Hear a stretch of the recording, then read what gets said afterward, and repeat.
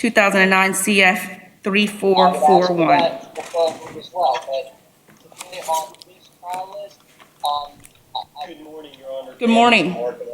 Good morning. She's doing proper. Okay. I mean, I understand your concern, but I think getting on the trial list is If there's anybody that is on the group message Microsoft team at this point, you are going to need to mute your. To when you're actually going to go, which I think would probably be important to you given the number of witnesses in the case, so on and so forth. And trial case managing it is kind of a springboard to getting on the list. And at this point, the list is, where are we on the list? It's like 120. Attorney Tamerkin? Yes, ma'am. So, I can hear your. Your Honor, I apologize. I'm in a hearing with Judge Alvaro. So it's okay. So no, I can. If you are ready, I can take. You want me to take yours next? I'm ready. Okay. Yes, ma'am. I can do it now, or I can. Anyway, so I can do it now, or I can do it later. Pre-trial, it's a huge lineup. Okay, perfect. So are you okay with me going ahead and taking your case yes, first? ma'am. Yes, ma'am. I'd appreciate it. That way I can get back in line over there. All right. Mr. Phillip, please raise your right hand. Do you solemnly swear or affirm the testimony you should give to this court is the truth, the whole truth, and nothing but the truth, so help you God? Yes.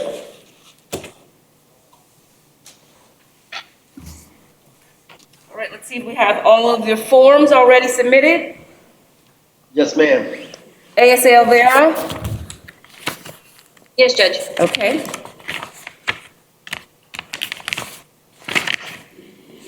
Were you able to see the score sheet? Any objections? No, Your Honor. All right. Can I have the violation? Probation paper? The actual violation. Looks good. All right.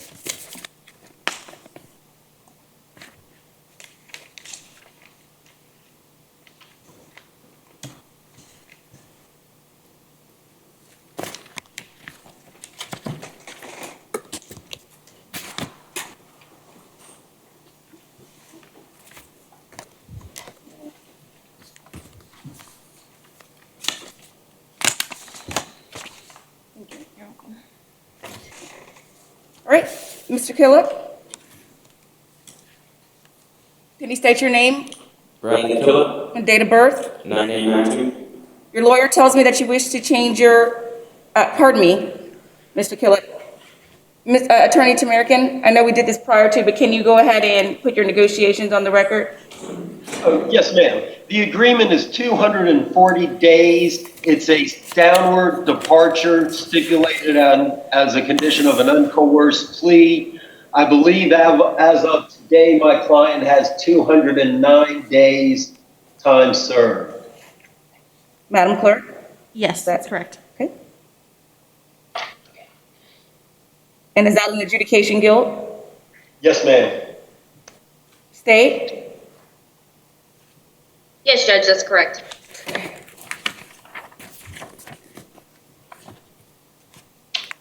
Admittance. Mr. Phillip, your lawyer tells me that you previously wished to change your previously entered plea of denial and to enter a plea of admittance to the following. Violation of condition number 5 of the order of probation by failing to live without violating any law by committing the criminal offense of retail theft, petty, in violation of Florida Statute 812.0143A or lesser included offense on October 20th in Osceola County. The violation of condition number 5 of the order of probation by failing to live without violating any law by committing the criminal offense of battery, simple touch or strike in violation of Florida Statute 784.031A1 or the lesser included offense of on October 16th, 2020 in Osceola County, Florida. Is that your understanding? Yes, ma'am. You understand that you're on probation for introduction of contraband into county detention facility, and that carries a total maximum penalty of 5 years in state prison? Yes, ma'am. So today you're going to be giving up some rights. One of the rights that you're going to be giving up is the right to remain silent as to new law violations, but you can be compelled to testify as to technical violations. You're giving up the right to be presumed innocent until the state proves by preponderance evidence that you substantially and willfully violated your probation. You're giving up the right to have a hearing before a judge and to have a lawyer represent you at that hearing. Lawyers can cross-examine state witnesses, they can call witnesses on your behalf, and they can present evidence on your behalf. Do you understand that you're giving up all those rights by entering this plea today? I do. Are you under any of the influence of drugs, medication, or alcohol? No, ma'am. How long have you gone in school? 12th grade. Do you read and write English? Yes, I can. You were given a plea form Yes, and a ma'am. minutes of violation of probation controls, 3 pages. Did you sign this plea form? Yes, ma'am. Did you read and understand the constitutional rights on the plea form? Yes, ma'am. Did you go over this plea form with your lawyer? Yes, ma'am. Did he answer any questions you may have had? He did. Okay, and what's your initials? BK. Do you understand by entering this plea, you're going to be waiving each of those constitutional rights listed on the form? Yes, ma'am. Are you entering this plea freely and voluntarily? I am. Has anybody forced or threatened you anything other than what your attorney has placed on this record today? No, ma'am. Are you satisfied with your attorney's representation of you in this matter? Yes, ma'am. You should be. He's a good lawyer. Do you understand by entering this plea, there will be no trial and I'll impose a sentence on you based on this plea? Yes, ma'am. Do you understand if you're not a citizen of the United States, entry of this plea will result in deportation? Yes, ma'am. Do you believe that there's any DNA evidence that would exonerate you or free you? No. State, Not from the state, Your Honor. defense? No, Your Honor. All right. Factual basis? Yes, Judge. Based on the violation of probation affidavit, the state would be prepared to prove that the defendant violated probation by violating condition 5, committing a new law offense in Osceola County, case number 20MM2588, and 20MM2561, domestic battery on 10/16/2020.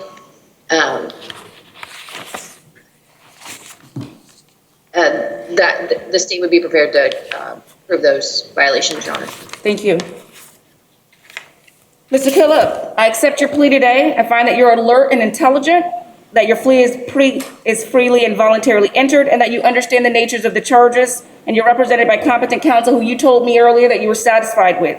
I find that there's a factual basis for acceptance of this plea. Is there any legal cause why sentence should now not be imposed? No, Your Honor. Hold on. And Your Honor, just I'm for done. the record, Yes? just for the record, the defendant does score 15 months DOC. However, based on 2020 MM2588, that case was no billed due to that case was just no billed, and he already pled to the 20 MM2561. That's why the state was okay with the downward departure. Thank you.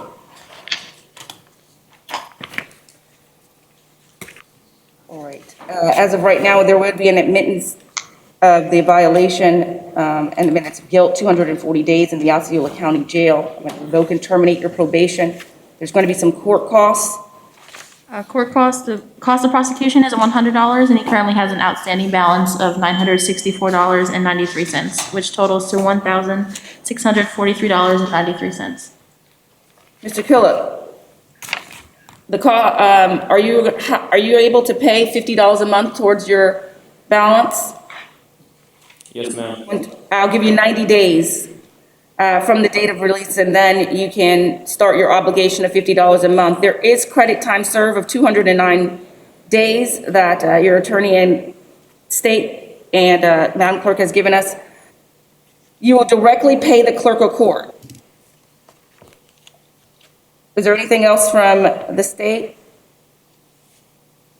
Nothing from the state.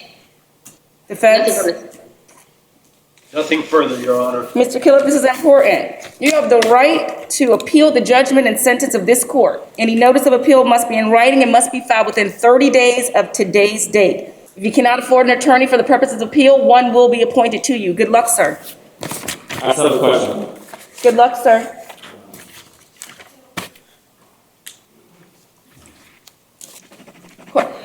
Wait, sir? Mr. Chairman, could you hear your client? I think he said he had a question. Is it for you? Not for you. Yes. That's 290 days plus the game time, right? 209 days. Plus the game time, right? The jail will calculate, your jail's gonna calculate your own gain time. But 209 days is what you got credit for. 1 minute, Attorney Tamerkin, did you hear that? Yes, ma'am, that's correct. Thank you. Yes, ma'am. Thank you, Your Honor. No worries. Have a great day. You too. Thank you, Your Honor. Judge, Yes? are the PDs in the courtroom? Yes. Okay, I'm gonna head down or head up. I know we have some pleas. I just haven't gotten them. I'm gonna go up and sign. So I'll be in the courtroom shortly. See you very soon. Thank you.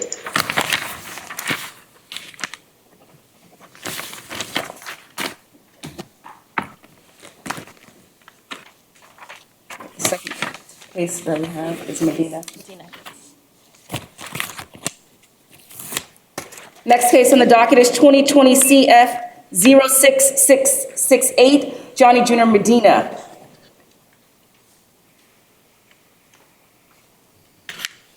Matt Kazar for the state. Is that this? Actually, that we'll take that one. Do we have Medina ready? It's the Andrews Michael Allen. He's actually out of custody. Is he in the hallway? That's right. If not, all right, then we'll take, I didn't see. Yeah.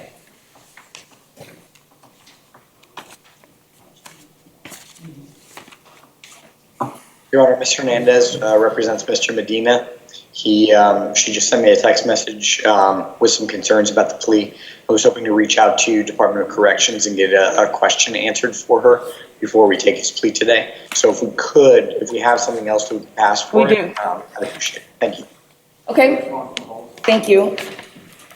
So ASA Kazira has indicated that he has been discussing some items with that said attorney, and thus we're going to pass that one, and we're going to get back on the docket on page 7. Let's see, now we're on page 2nd.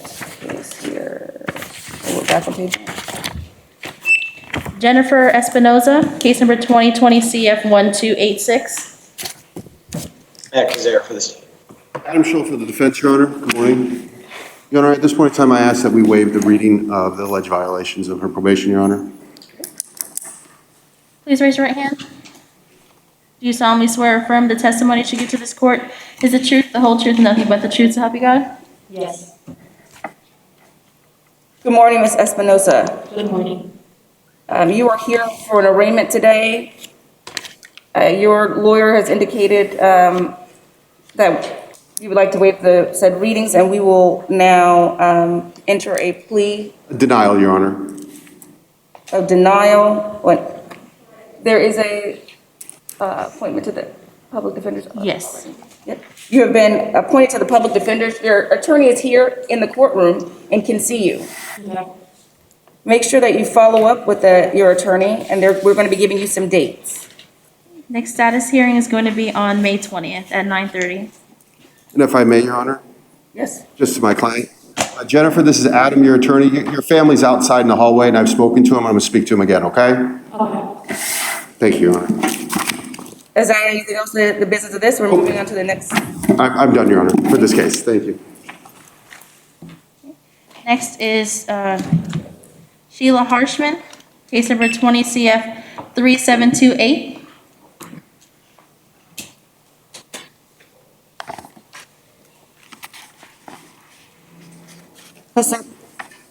Please raise your right hand. Do you solemnly swear or affirm the testimony you should give to this court is the truth, the whole truth, and nothing but the truth, so help you God? Do a public defender application. Yes. Good morning. Good morning. You are here, state of Florida has charged you with aggravated assault with a deadly weapon. It's a 3rd-degree felony. There is an appointment to the public defender's office. You have been deemed to be allowed to have an attorney. Your attorney is right here today. Her name is Attorney Kronk, who will be representing you. She's going to enter a, Not guilty, Your Honor. Your Honor, there's also some concerns in this case, and we'll be filing the proper motions. thank you very much. Next dates? Pretrial is going to be on May 12th, trial on May 24th. State, did you hear that? State? Excuse me? No, I'm not. Give me 1 minute. State, did you hear the dates? Okay. Your Honor, that's Mr. Donnelly's case. I'm not sure if he's in the waiting room or. Okay. Thank you very much. Good luck, ma'am. Okay, next on the docket is Joshua Harvey, case number 20 CF 632. Excuse me, ma'am. Excuse me, ma'am. I have a bond. Ma'am? Your attorney is going, you're going to be able to speak to your attorney, who I just appointed you to, and then you're going to be able to go over all that information at that said time, okay? Thank you. Your Honor, so for the defense, Mr. Harvey, how I have it right now, he's still in Suwannee County Jail, Your Honor, on Vine and also, okay. I saw that. At this point in time, we're gonna have to reset it if we can ask for a transport order at this point in time. State? Yes, Your Honor. We can do a transport order. Thank you, Your Honor. Yeah, Suwannee County Jail, yes, thank you. We'll be resetting that in the next. Arraignment on March 23rd. So that's fine. Thank you. You think that'll be sufficient amount of time? Yes, Your Honor. March 23rd, yes, Your Honor. Next case? Phillip Hayward Harrison, case number 2019 CF 3665 and 20 CF 1162. Was that Harrison? Yes. I spoke to someone earlier about his medical situation, and they said they will relay that message to you. I don't have that note for him, but I do remember. Your Honor, it's Adam Schultz for the defense. I was not aware of what is being said right now, Your Honor. Okay, well, apparently there is a medical condition, Okay, medical situation with that said inmate. okay. And if I could say to the corrections officer, my name is Adam Schultz, I'm his attorney. I'll be reaching out later on and see what's going on. Absolutely. Thank you, I appreciate that. Denial, Your Honor. Yeah, I'm sorry, thank you. Denial. Are we waiving the? Are you waiving the appearance of your client, or you just want me to reset it? At this time, can we reset it for next Tuesday, the next jail feed? Yes, that would be good, thank you. And, I'm just gonna reset it to the next jail feed. and just for, he needs the, immediate status filled out for these two cases. He needs to? Yes. Okay. You said for next week? Yes. Okay. Thank you.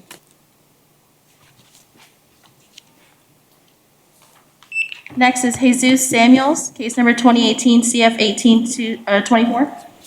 And Your Honor, what was the date for Hayward? Morning.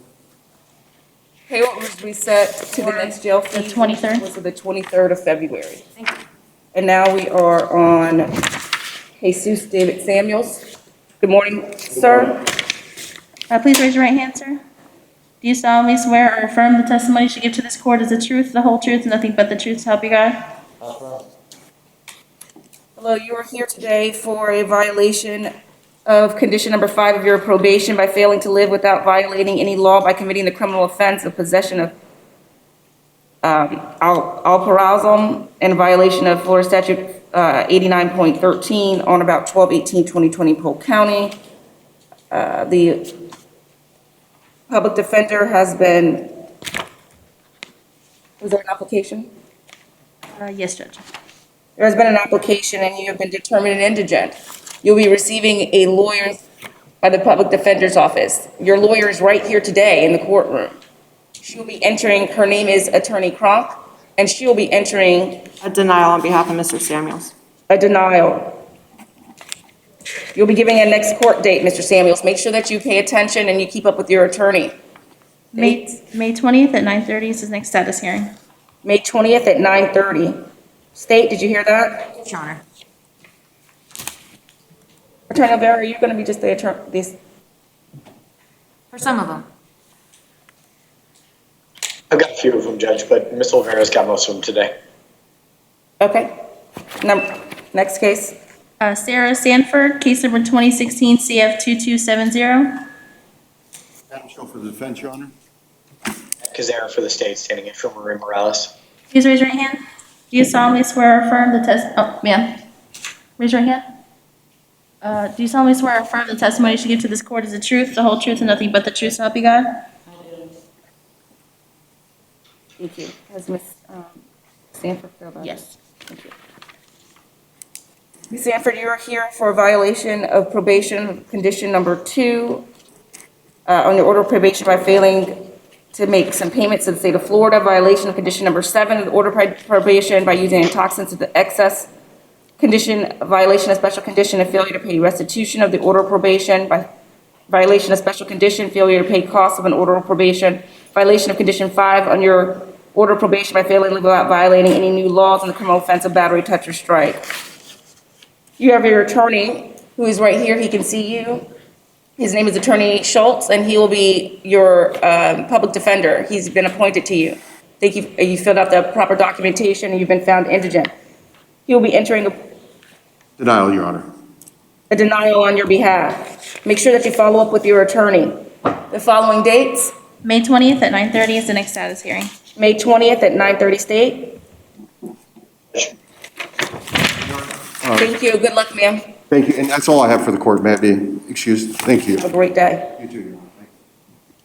Thank you. Next case is Joshua Camargo Gutierrez, case number 2015 CF 1849. Matt Kazar for the state, standing in for Maria Morales.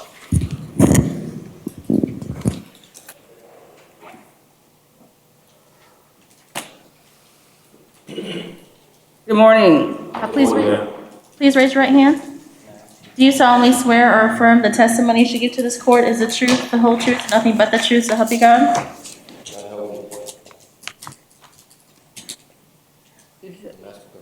It's a competency.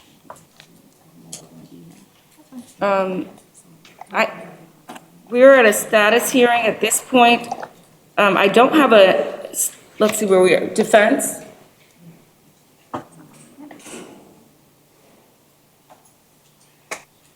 What's this? This is Gutierrez, page 4 of the docket. Is Edward, Your Honor?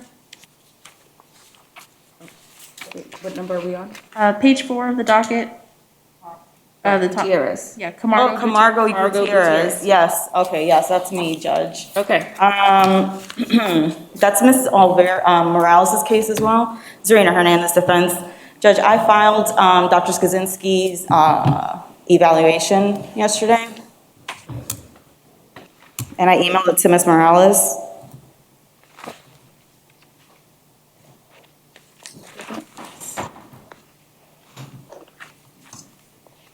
Attorney Morales. Ms. Morales is not on right now. It's Matt Kazara covering for her. My understanding is that Dr. Skaczynski found the defendant competent to proceed, and we'd be asking to enter that into evidence at this time. Ask the court to review it and make your own independent determination, but we'd ask that he be found competent and placed back on the trial docket.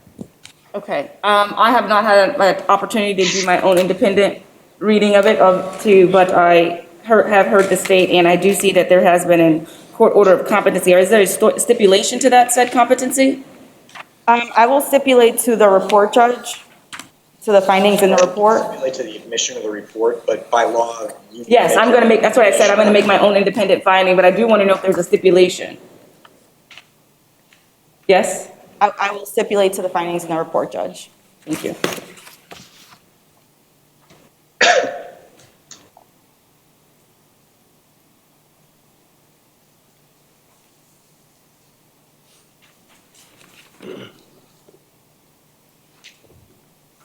Okay, after the independent findings, the order will advise of the next date that will be placed on the trial docket. I have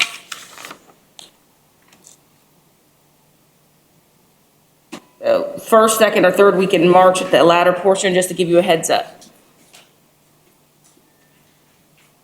Judge, if we could just place him on the March pretrial docket. I have the pretrial date, March 3rd. and the March 3rd is the pretrial date. And then you, Judge, I would ask for April, just because, actually, I would ask for May, just because I know that there's still, when somebody is, we're still in the competency stages, discovery does pause, and I'm not able to actually complete any discovery while my client's still pending competency. So there wasn't anything done, so I know for sure that this case would not be ready for March. okay, that's fair. Judge, I think that's perfectly State? reasonable. It's a 2015 case, so I don't think an extra month or two is gonna matter too much. Yeah, I mean, it was a failure to appear, I agree. I think that we should be able to place this on the May docket to give sufficient amount of time. We just got the competency report yesterday, so, and the evaluation. So we can go ahead and put that on the May pretrial. So that would be May 12th at 9:30 and May 24th trial. May 12th.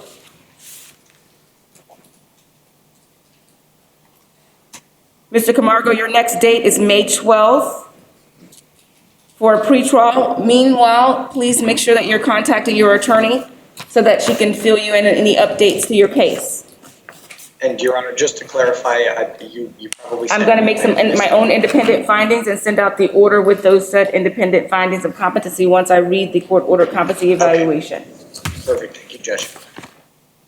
All right, anything else I can do in this case? I believe that's it, Judge. State? Thank you, Your Honor. Thank you very much. Next case? Thank you. Next case is Emmanuel Horta Fuertes, case number 19 CF 3358, 19 CF 3660, 19 CF 3661, 19 CF 3662, 19 CF 3663, and 19 CF 3664. Peter Schmidt on behalf of Mr. Emmanuel Horta Fuertes, who's present in the jail right now. Mr. Horta Fuertes, Does he need a Spanish interpreter? yes, but I'm not going to request one. I'll tell you why in a second. He understands some English. Yesterday, I had a conversation with the prosecutor that I couldn't relay to Mr. Horta Fuertes as we didn't have an interpreter. So I will talk to him later on today, but I would like to have the court mute this conversation, just have myself, Mr. Kazar, talk to you and not have anybody else hear this conversation. Okay. Agreed, Now, Judge. I'm going to try to do that to the best of my ability, right? Yes. Because we are in COVID, and so.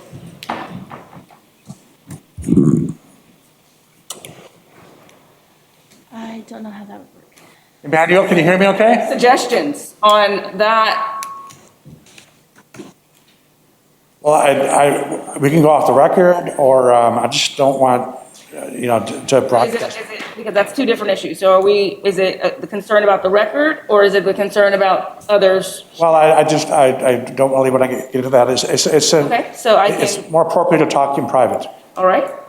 So I will have you come up, Thank you. They can hear. and I will go ahead and mute.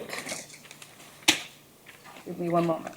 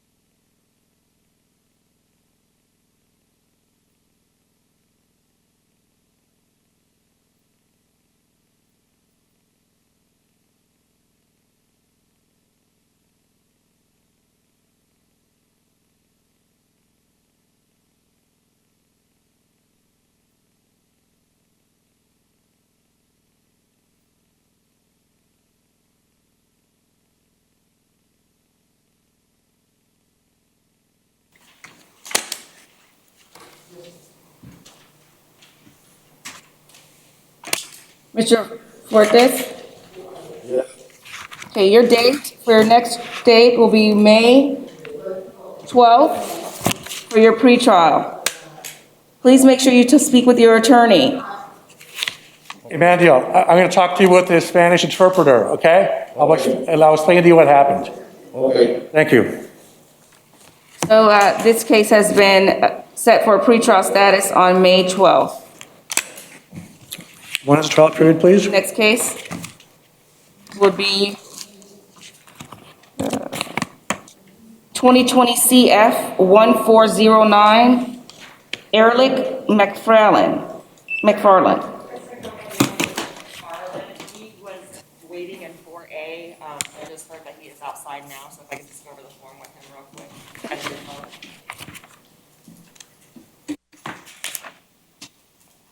Next case, Is Mr. Medina outside? is Mr., oh, I have a list. He should be in person. I don't have him on here. So I don't think he's here with all the halls though. See if Mr. Medina's here? Yeah, Johnny Medina. Yeah. Your Honor, Medina, I believe, was with Ms. Hernandez. Yes.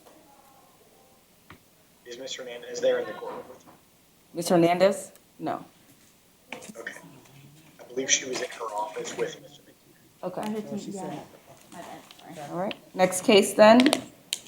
2012 CF 3445, Cassandra Osborne. Your Honor, I believe this case was received yesterday. Let me check to verify. I believe I got an email from you today concerning that. Public defender's on her way in with him. Sorry about that. So Osborne was reset. She's right here. Are you Cassandra Osborne? Yes. Serena Hernandez defense, Your Honor, I'm resetting her plea. I would ask for the March 3rd. No, is it March? Not March 2nd. 3rd. The next jail date in March, not the 23rd, but the one after that. March 2nd, Judge. State, did you hear that? That's fine, Judge. Can you hear me okay? A little. Okay, sorry. It's okay, I'm gonna push this microphone. Okay. March 2nd is your next date. Thank you.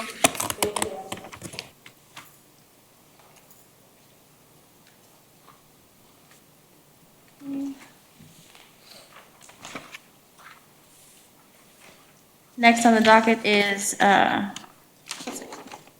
Jose Perez, case number 2018 CF 2860, 18 CF 3262, 18 CF 4501, 19 CF 638, 19 CF 1821, and 19 CF 2160.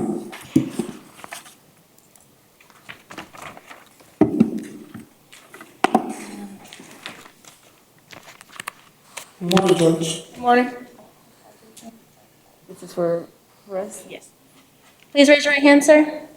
Do you solemnly swear or affirm the testimony you should give to this court is the truth, the whole truth, and nothing but the truth, so help you God? Serena Hernandez defense, Judge, we're here on pleas for all the cases. Just, there is no issues with competency, but if the judge could just take her time going through the plea colloquy with Mr. Perez, just to make it all go smoothly, that would make everything, we could get through these. State, I've been given a score sheet. Yes, Your Honor. Okay. I have 27.4. Is there any objections to this score sheet defense? Judge, may I have a chance to look at that score sheet? State did, update, and she let me know. I just didn't get an opportunity to look at it. That's why we do this in the... May I approach? This is the restitution order that are accompanying them.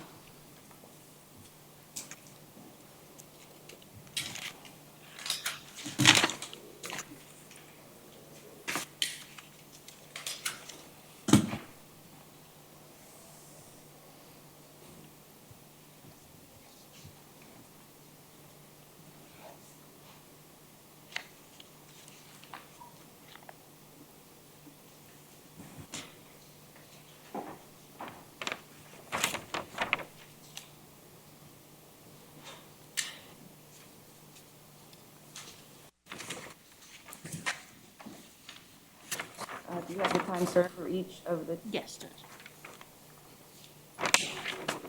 Did you want them all now or when each case is done?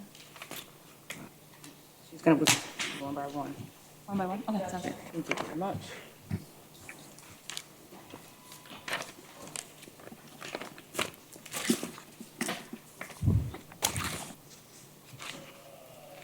Okay, so we're gonna go through each of the plea forms, and we're gonna start with the oldest cases, and then we'll just go however you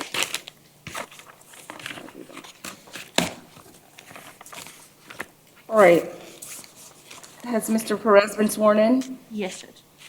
All right, Mr. Perez, we're here to take a plea today. I'm gonna be talking to your attorney and to the state attorney and you, okay? So very first and foremost, Attorney Hernandez, can you please give the negotiations for each, we're gonna do one at a time, so each case. So I'm on 18 CF 2861st.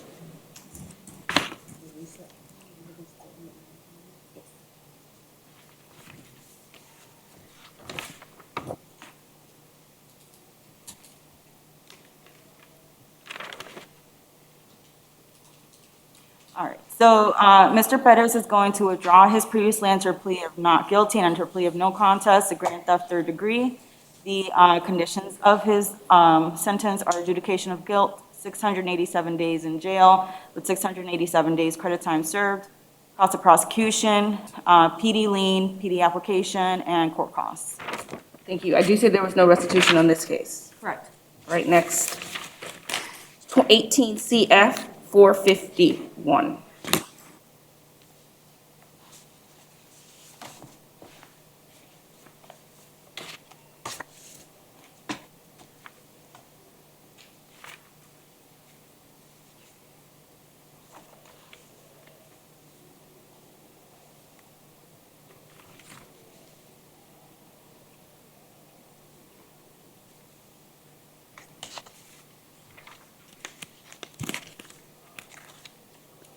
CF 4501. Correct.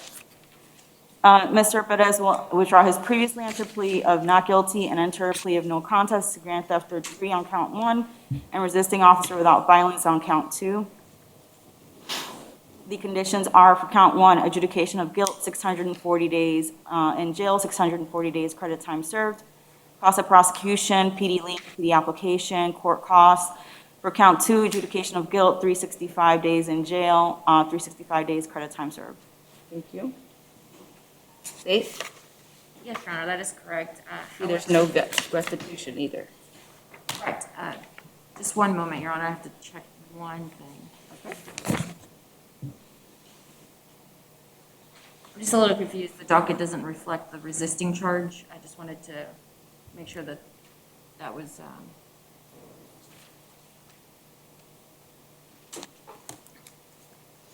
Can I? 18 CF 4501. yes, ma'am.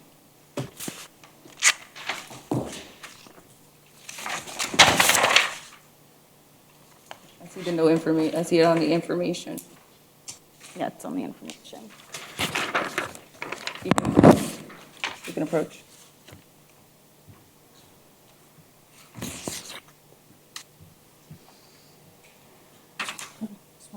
Just wanted to make sure, just in case something was on the docket that. Oh, I think, And Judge, does he need a Spanish interpreter?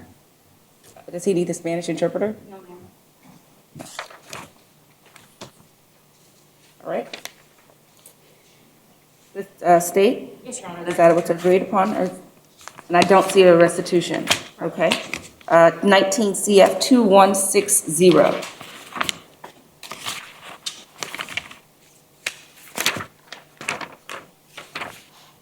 Mr. Perez will withdraw his previously entered plea of not guilty and enter a plea of no contest to grand theft third degree.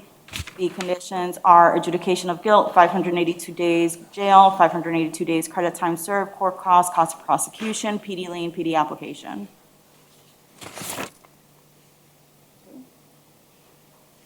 This one.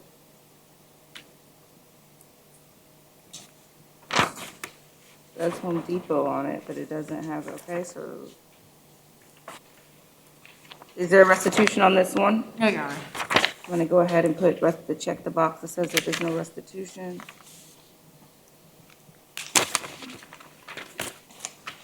Nineteen CF 1821.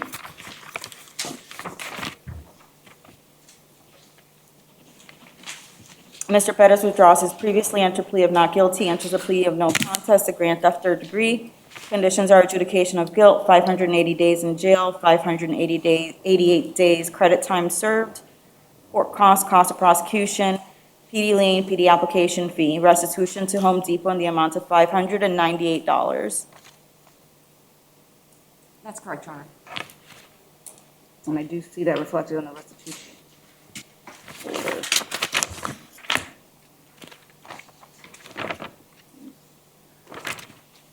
Next case is 19 CF 368. 0638.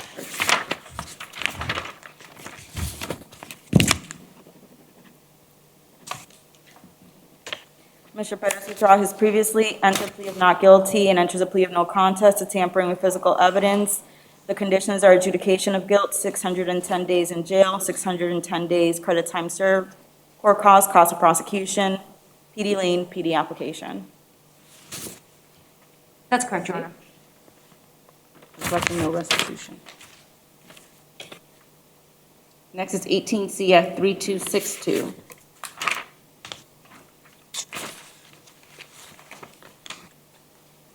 Mr. Perez withdraws his previously entered plea of not guilty and enters a plea of no contest to grand theft third degree.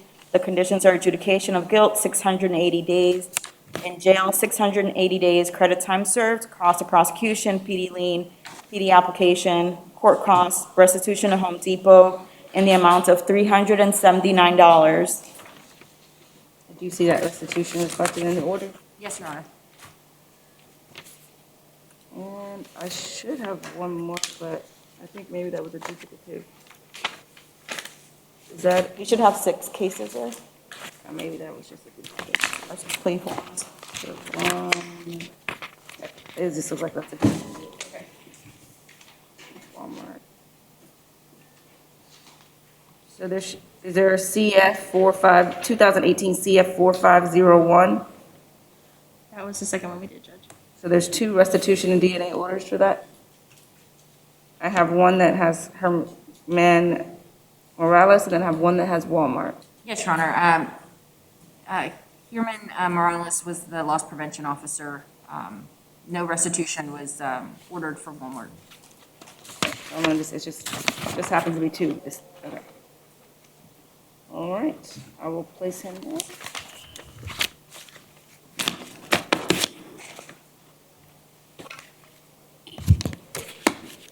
Mr. Perez, Yes, ma'am. can you tell me your name and date of birth? Yes, ma'am. Good morning. My name is Jose Humberto Perez, 10/13/65, ma'am. All right, we are here on case number 2018 CF 2860. 2018 CF 4501. 2019 CF 2160. 2019 CF 1821. 2019 CF 638. And 2018 CF 3262. What I'm going to do today is I am going to take each one of your cases and I'm going to give you a separate plea. So you may hear me say some things over, maybe once or twice. It's just because of the sheer information that I have to give you, okay? So you may have to answer a question once or twice, okay? All right, so your lawyer tells me that you wish to previously enter your plea of not guilty in case number 2018 CF 2860 and change that plea to no contest, and that's to the grand theft third degree, a felony of a third degree. Is that what you would like to do today? Yes, ma'am. Your lawyer tells me in case number, are you under any influence of drugs, medication, or alcohol? No, Are you suffering from any mental illness or emotional disturbance? no, Have you been treated for any of those in the past? no. How far did you go in school? High school diploma, Do you read and write English? yes, So there was some constitutional rights on this plea form that you signed. Is that your signature on the back of the plea form? yes, Your Honor, Did you review this plea form with your lawyer? yes, Did they answer any questions you may have had? no, Did she answer any of those questions for you? yes, Okay. And are you entering this plea freely and voluntarily? yes, ma'am, Has your lawyer placed anything other than what we talked about today on the record? no, good, All right. Do you understand that you're entering this plea? There's not going to be a trial, and I'm going to impose some sentencing on you today. understand, yes, ma'am, Do you understand that if you're not a citizen of the United States, entry of these pleas will result in deportation? yes, ma'am, Are you aware of any existence of a DNA evidence that would exonerate you or free you today? not yet, State, State Your Honor. defense? From the defense.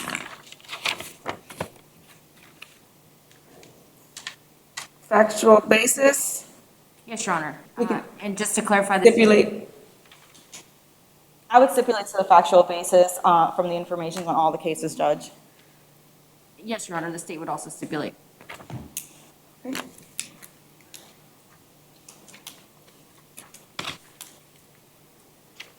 All right. I will, based on the charging affidavits and the information, there is a factual basis, and I'm going to accept your plea today. I find that you're alert and intelligent, and that your plea is freely and voluntarily entered, that you understand the nature of the charges, and thank you, yes, and that you are represented by competent counsel, whom you told me that you were satisfied with. yes, I'm good, certified, Are you satisfied? Okay, great. She's a great lawyer, and she hasn't placed anything on the record other than what we talked about today. yes, should be, Okay. I find that there's a factual basis for acceptance of your plea, and I find that you're competent. Is there any legal reason why I can't impose sentence today? Nothing from defense, Judge. Nothing from the state, Your Honor. All right, so I'm going to go ahead on this count, on this case, pardon me, adjudicate you guilty, 687 days in Osceola County Jail, which you've served 687 days, credit time served, cost of prosecution, public defender lien, public defender application, and court costs, an amount of $618 total. $618. Do you understand that the maximum penalty of your crime is 5 years yes, and $5,000 plus court costs, fees? yes, Your Honor, And that's therefore you're entering this plea freely and voluntarily, correct? correct, yes, Okay. Anything further from the state? Nothing from the state, Your Honor. Defense? Nothing from the defense except that, that was case 18 CF 2860. Correct. And that I will allow all of his payments to run concurrent as far as costs, and those will be at $25 a month.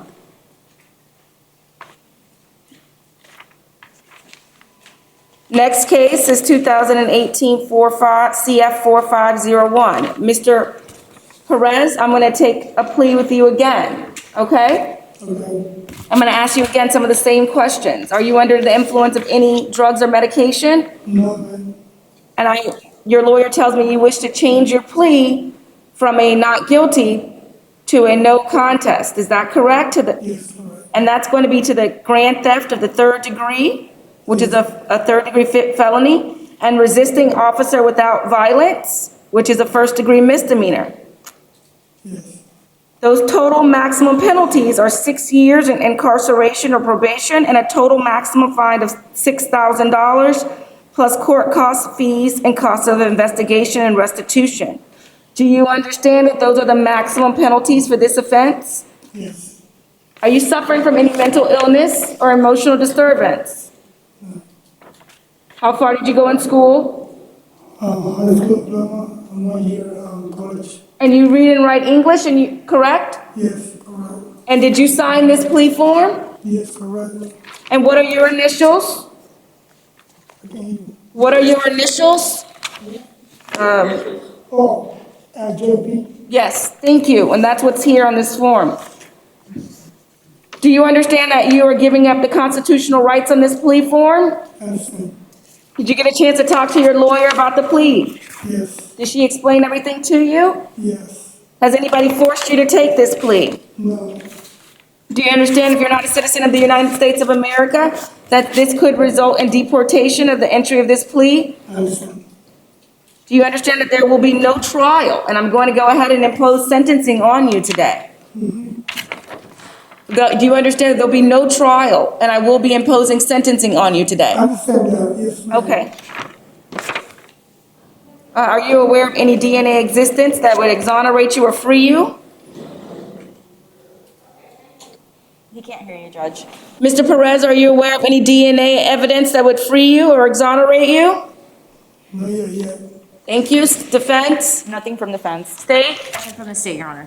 And so, Mr. Perez, that's a no, right, as of right now? So your answer today would be no, that you don't have any DNA? no, yeah, yes, Oh, can you say no or yes at this moment today? no, yeah, Thank you. All right. So I'm going to, we stipulated to, state, are you aware of any DNA evidence? Defense? No, Judge. We've stipulated to the factual basis based on the information previously. Defense stipulates. And your state stipulates, Your Honor. I'll accept your plea. I'll find that you're alert and intelligent, and your plea is freely and voluntarily entered, that you understand the nature of the charges, and that you're represented by competent counsel whom you told me earlier you were satisfied with, and then again in this case. yes, Is there any legal cause why should not be imposed, sentences should not be imposed? Nothing from defense. Nothing from the state, Your Honor. All right. Mr. Perez, anything you want to say before I impose sentencing on this case? Oh, okay. I'm going to go ahead on count one, which is the grand theft, third degree, maximum sentence 5 years. I'm going to adjudicate you guilty. I'm going to have 640 days in the Osceola County Jail, where credit for time served has been 640 days.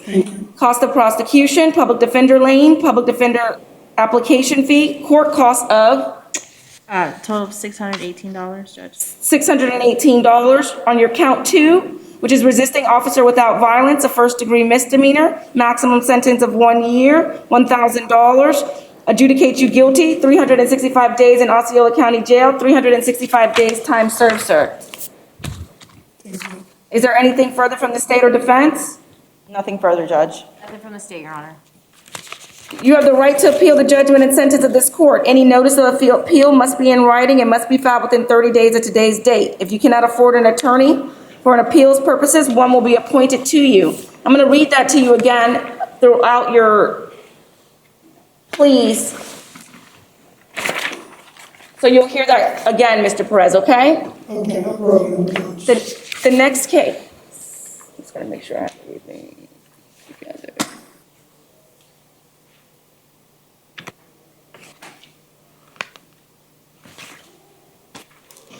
The next case is 2019 CF 2160.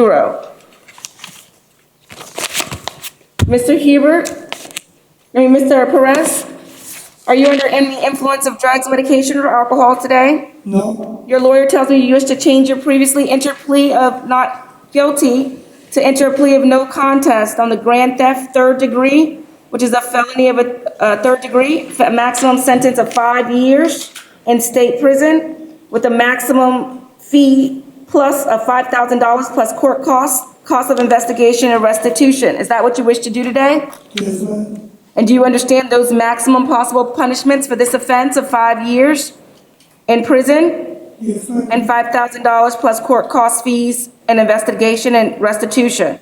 yes, ma'am. How far did you go in school? I took diploma on Yale College. Did you read and understand English? Yes, ma'am, And is that your signature on the back of the plea form? yes, ma'am, What's your initials? GP, Do you understand that you are giving up the rights, the constitutional rights on this plea form? yes, Did you read and review this with your attorney? yes, Did she answer any questions you may have had? no, Did she answer any questions you may have had? yes, Did you enter this plea freely and voluntarily? yes, Has anybody forced or threatened you in order to get you to enter this plea? No. Has anybody promised you anything other than what the lawyers placed on the record? No.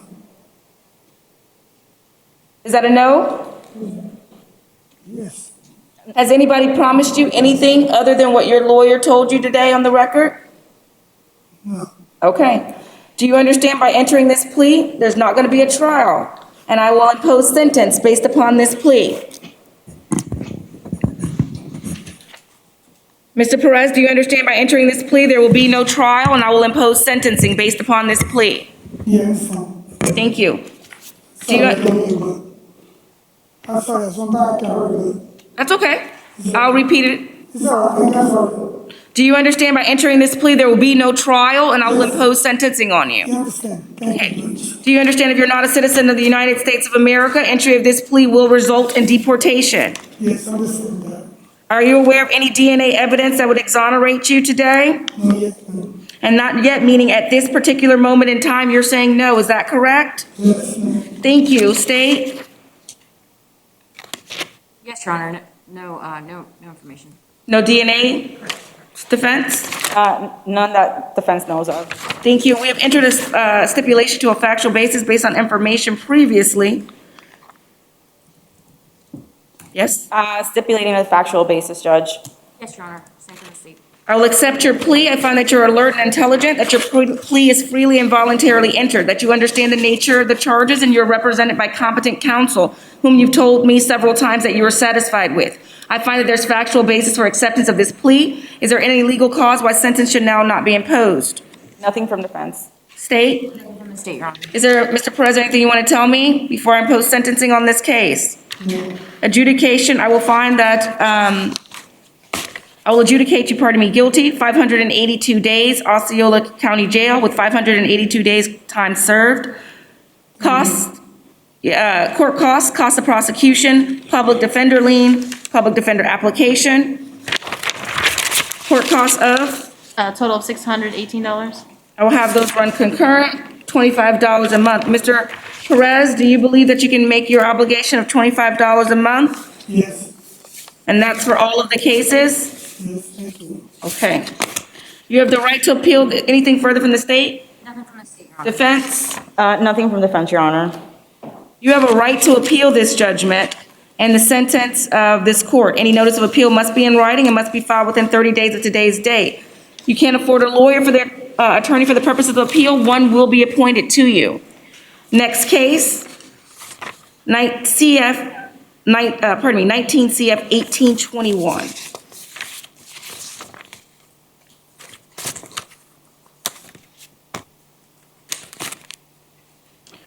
Mr. Perez, your attorney tells me you wish to change your I'm sorry, Judge. Is it 19 CF 1821 or 1921? It's 1821. I think Judge said in 1921, respectfully. 2019 CF 1821? Yes, Judge. Mr. Perez, your lawyer tells me you wish to change your previously entered plea of not guilty and enter a plea of no contest to the following: grand theft, third degree, felony of third degree. It's a maximum sentence of 5 years with a maximum fine of $5,000 plus court costs, fees, cost of investigation, and restitution. Is that what you wish to do today? Yes, ma'am. Are you suffering from any mental illness or emotional disturbance? Are you suffering from any mental illness or emotional disturbance? No. Have you been treated for any of those in the past? No. Are you under any influence of drugs, medications, or alcohol today? No, ma'am. All right, do you read and write English? Yes. How far did you go in school? 12, high school and college. All right, do you understand by entering this plea today, you waive each of the constitutional rights listed on this form that you signed? Yes, ma'am. Did you sign this did you sign this plea agreement? Yes, ma'am. Did you read and understand the constitutional rights on the plea form? Correct. Did you review this with your attorney? Yes. Did she answer any questions you may have had?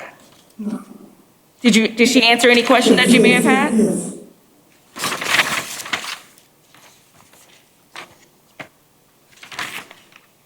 And you remember signing this plea form? Yes, ma'am. What's your initials? JP. And you remember reviewing this with your attorney? Do you remember reviewing this with your attorney? Do you remember reviewing this plea form with your attorney? And did she answer any of the questions that you may have had? Do you, sir? Judge, can, I think, it might be going a little too fast.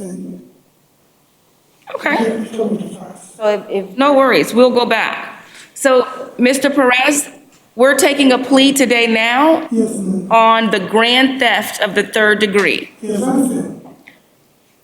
And in this plea, you signed a plea form. Do you remember signing this one? Yes, And in this plea form, do you remember going over the information with your attorney? yes. Did she answer any of the questions that you had on this plea form? No. Yes, yes. I don't need a question. Mr. Perez, did I answer any questions that you had about the plea form? Hold on, it's okay. Mr. Perez, do you need to talk to your attorney and have any, about this plea form? No, Do you have any questions about it? no, Do you understand everything on this plea form? yes, Did you get an opportunity to talk to your attorney about it? I understand. And did she answer those questions for you? Okay. I don't understand. No, we're doing it 4 or 5 of them at a time. And so anytime you need to take a break, you let me know, okay? We talked about some maximum penalties. Okay, Do you understand that grand theft, third degree, has a maximum penalty of 5 years in prison yes, and $5,000 in fees? yes, Plus, you have some court costs, costs of investigation and restitution. yes. Has anybody forced or threatened you to No. enter this today? No, And you're entering this plea freely and voluntarily, right? all right, yes. Do you understand that if you're not a citizen of the United States of America, that entry to this plea could result in your deportation? Understand. Are you satisfied with your lawyer's representation? Very much, very good, yes.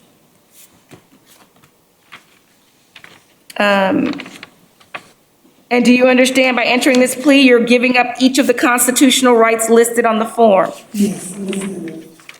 Are you aware of any DNA evidence right now, today, on February the 16th, 2021 at 10:41 a.m. that would exonerate you?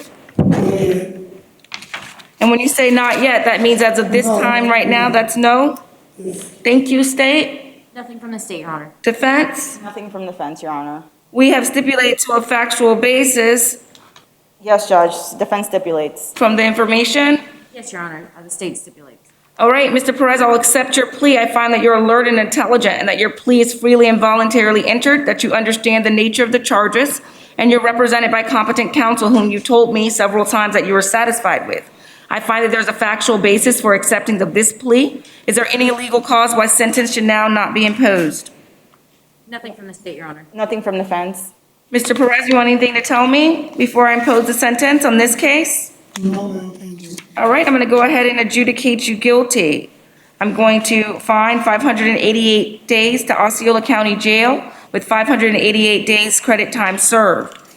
I have your court costs at, Court cost for this case is a total of $618 plus the restitution to Home Depot of $598, which totals to $1,216.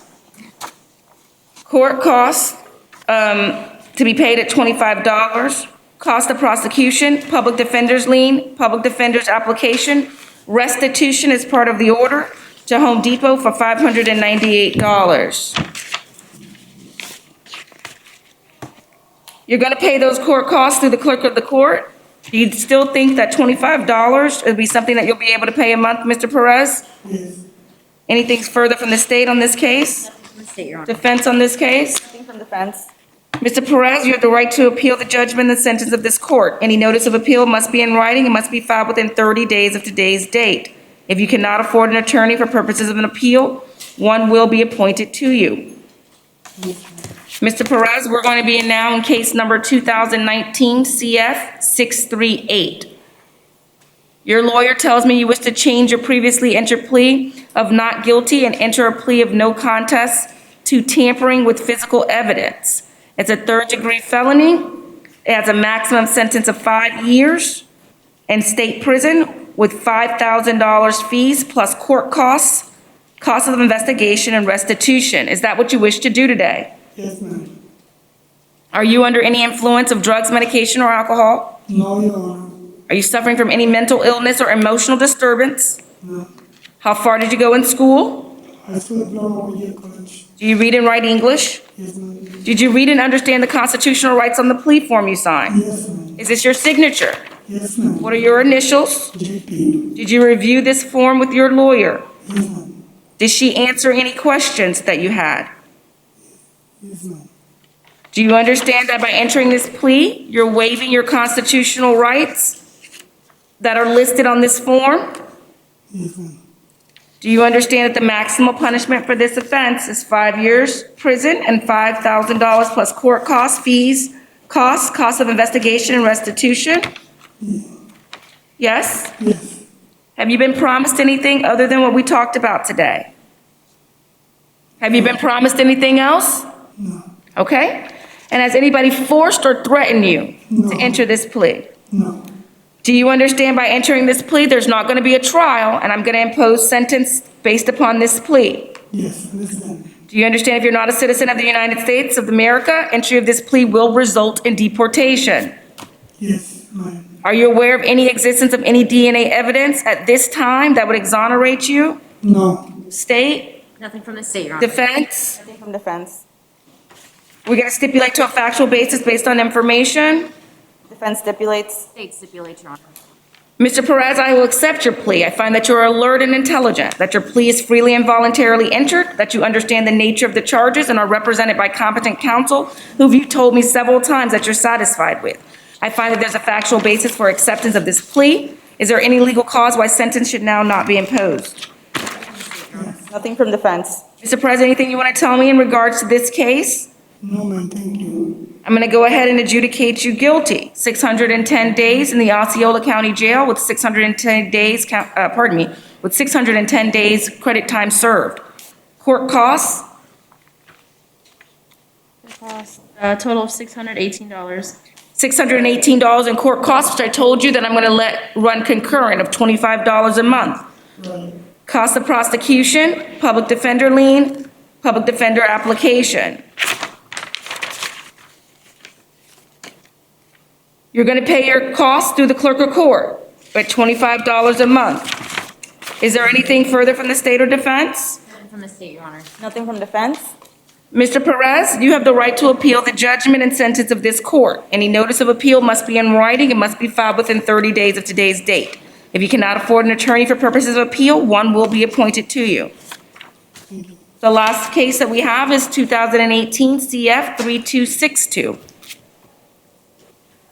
Mr. Perez, your lawyer tells me that you wish to change your previously entered plea of not guilty and enter a plea of no contest to the following charges of grand theft of third degree, a felony of a third degree, with the maximum sentence of 5 years, the total maximum 5 years in prison, state prison, pardon me, plus total maximum fines of $5,000, plus court costs, fees, costs of investigation and restitution.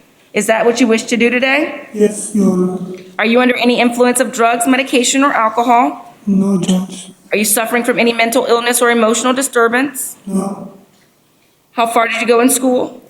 I still diploma 1 year college. Did you read and write English? Yes, Your Honor. And there was a 4-page plea. Is this your signature on the plea form? Yes, Judge. What are your initials? JP. Did you read and understand the constitutional rights on the plea form? Yes, ma'am. Did you review this plea form with your lawyer? Yes, ma'am. If you had any questions, did she answer them? Yes, ma'am. Do you understand by entering this plea today, you're going to waive each of the constitutional rights listed on this form? Yes, understand, ma'am. Okay? Do you understand the maximum possible punishment for this offense is the 5 years, state prison plus $5,000, court costs, fees, costs of investigation, and restitution? Yes, ma'am. Are you satisfied with your lawyer today? Very nice. Good, yes, ma'am. Has anybody forced or threatened you in order to get you to sign this plea? No. Are you entering this plea freely and voluntarily? Yes. Do you understand if you're not a citizen of the United States, entry of this plea will result in deportation? Understand? Do you understand that today, by entering this plea, there will be no trial? I will impose sentence based upon this plea. Yes, Your Honor, understand, correct. Are you aware of any existence of any DNA evidence today that would exonerate you? No, State? Nothing from the state, Your Honor. Defense? Nothing from defense. There's a factual basis based on information. Are we stipulating to the factual basis? Defense stipulates? State stipulates, Your Honor. All right, Mr. Perez, I will accept your plea today. I'll find that you are alert and intelligent, that your plea is freely and voluntarily entered, that you understand the nature of the charges, and that you are represented by competent counsel, whom you've told me throughout this process that you're satisfied with. I find that there's a factual basis for acceptance of this plea. Is there any legal cause why a sentence should not now be imposed? Anything from the state? Nothing from the state, Your Honor. Defense? Nothing from defense, Your Honor. Mr. Perez, is there anything that you would like to tell me? no, thank you, Judge. All right, I'm going to go ahead and adjudicate you guilty. 680 days in the Osceola County Jail, 680 days credit time served, cost of prosecution, public defender lien, public defender application fee, court costs of $618 plus the $379 restitution order, which is total to $997. plus your restitution to Home Depot. We talked about those going to be running concurrent at $25 each month. You're going to pay that through the clerk of court. Anything else from the state?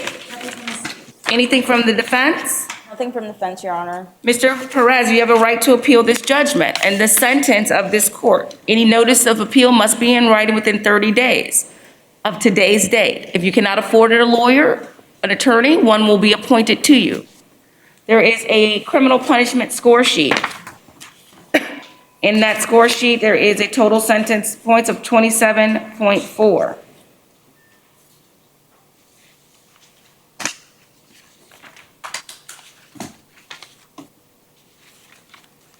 Is there any objection to this score sheet? No objection from defense, Judge.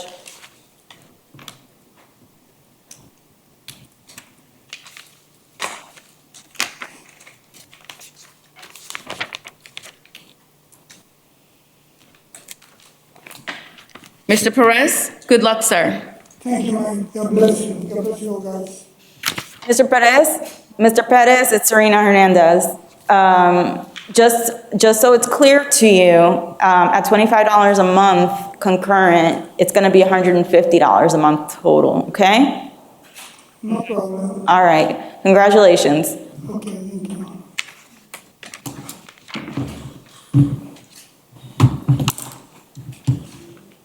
Next case. Judge, did you want to call McFarland? Oh, I have a. Excuse me? McFarland? It's going back on. I thought we were in Medina. You want to do it? Did we, that, yeah. Okay. Whoever's that. Next case on the docket is 20 CF 668, page 7, Johnny Medina. And Judge, I just received a note from the. Judge, Mr. Medina is here. I would just ask to, well, that's Mr. Gutierrez's case, and I just would like to ask to reset it to the afternoon. I just have to go over some questions that Mr. Medina had for me this morning. Is he here? Yes, he's present. He might have stepped outside. Nope. Did you guys see him? Yes, ma'am, he was in here previously and walked out. Okay. And then no worries, no problem. We can put it to the end of the docket this morning, you think, or? To the afternoon, Judge? See, what do we have in the afternoon? Yeah, let's see.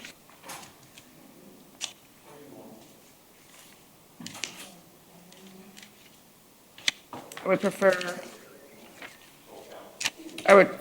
us to try to finish it up before the morning docket. If not, then we will place it at the end of the Yes, Judge. afternoon docket. I'll just step outside with him. Okay?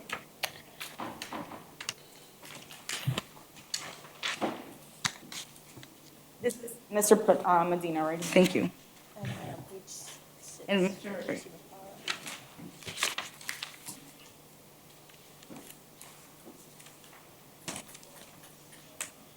All right. So do we have that available? Yes. So this is,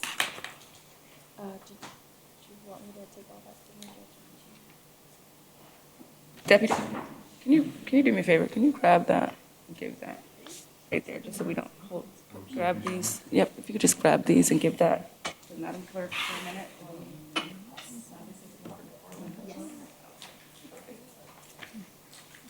Thank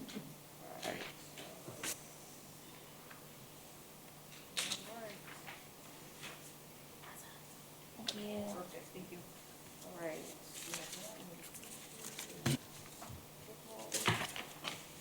And what page on the docket? Page 6. Thank you. Alaric McFarland, case number 20 CF 1409.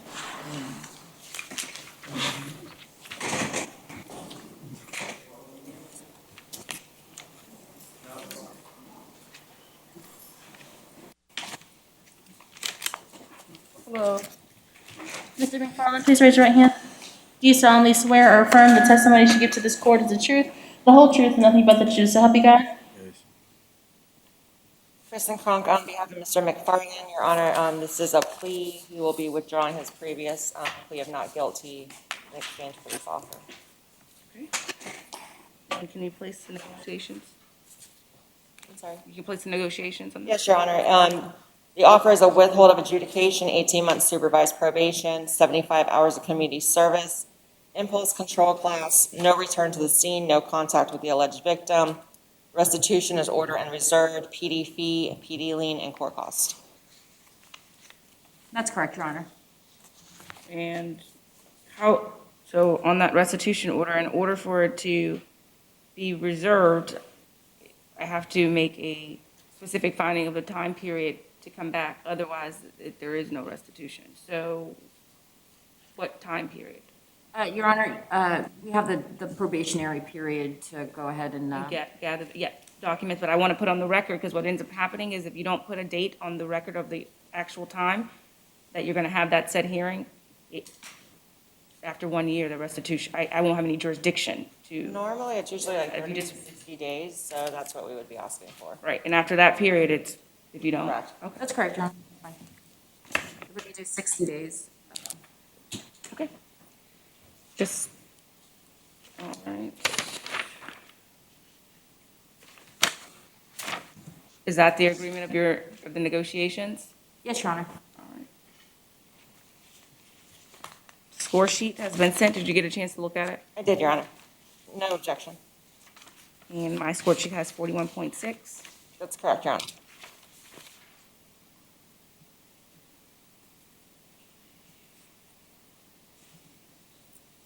All right, and this is the reservation of jurisdiction for the restitution. I do see that.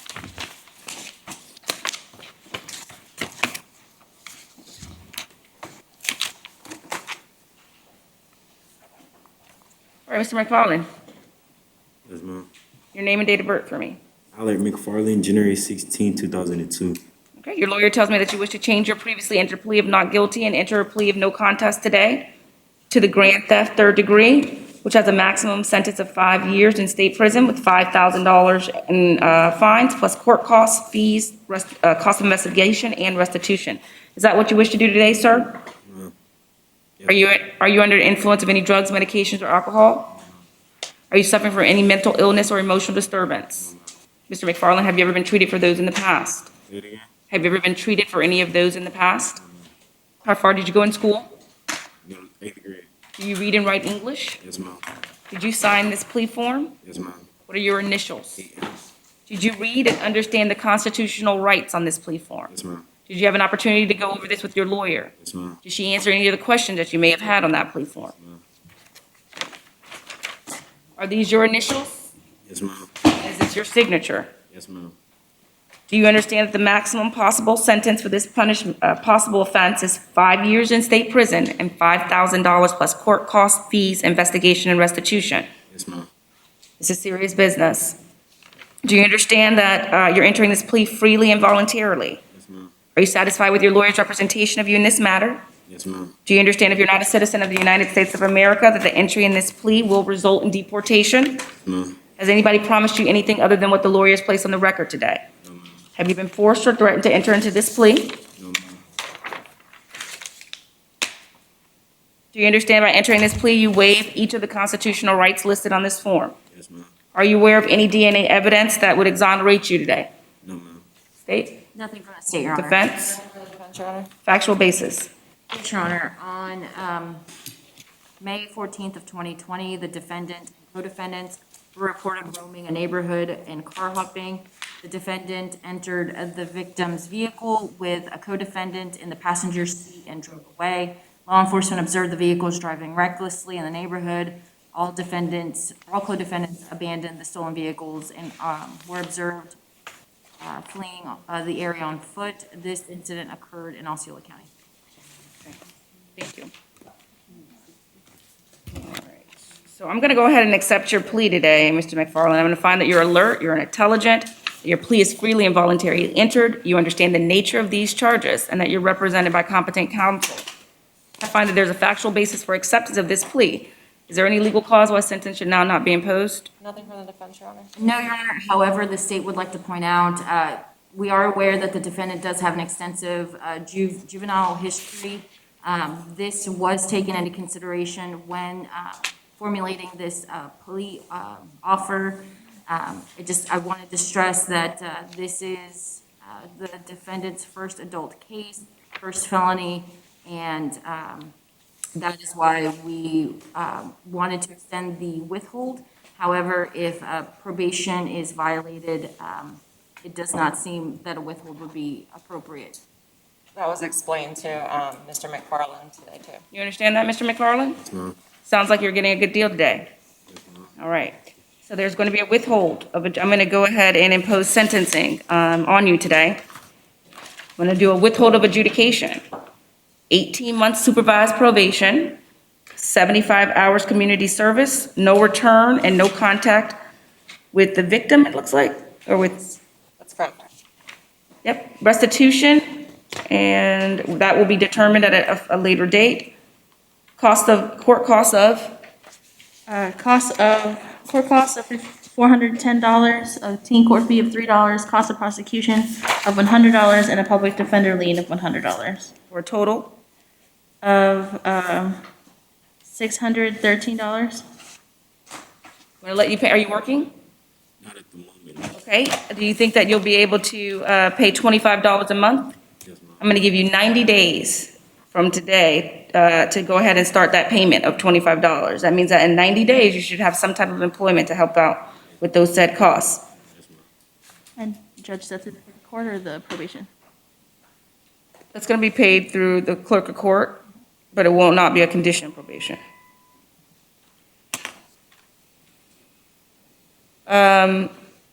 Anything further from the state?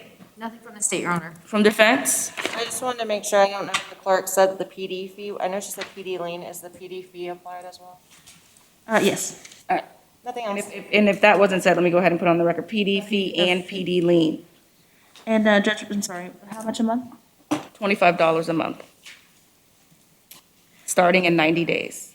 And did you want community service served at a certain amount per hour, a month?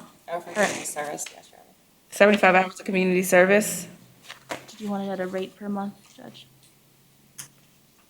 What do you mean a rate, like to pay it off? No. Or you mean how many hours a month? Or, You're not working, right? No, ma'am. Got a lot of time right now, so I would say a month, let's say 15 hours month one and 8 thereafter.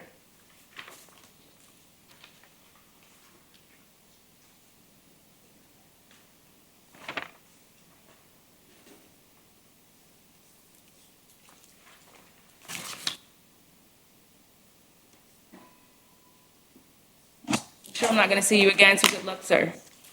Thank you. You have the right, wait, I'm sorry, Mr. McFarland, you have the right to appeal this judgment, the sentence of this court. Any notice of appeal must be in writing and must be filed within 30 days of today's date. If you can't afford an attorney for appeal, one will be appointed for you. And is there anything else from the state or defense? Nothing from the state, Your Good Honor. luck. Just have a seat, we're going to print you in a minute.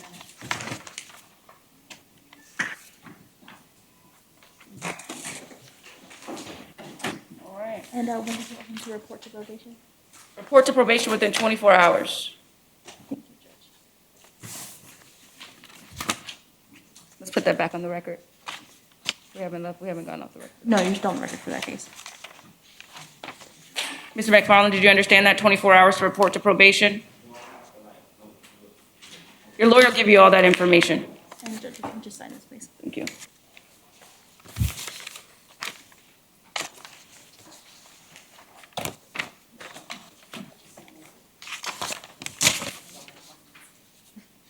And this.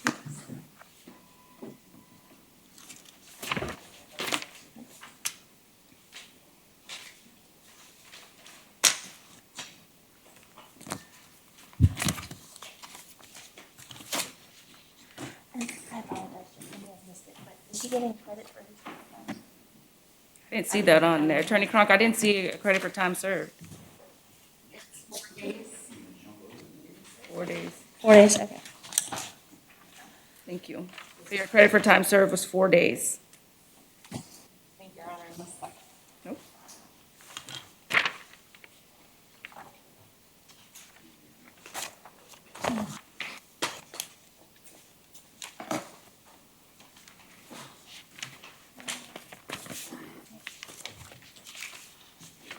Now I should have.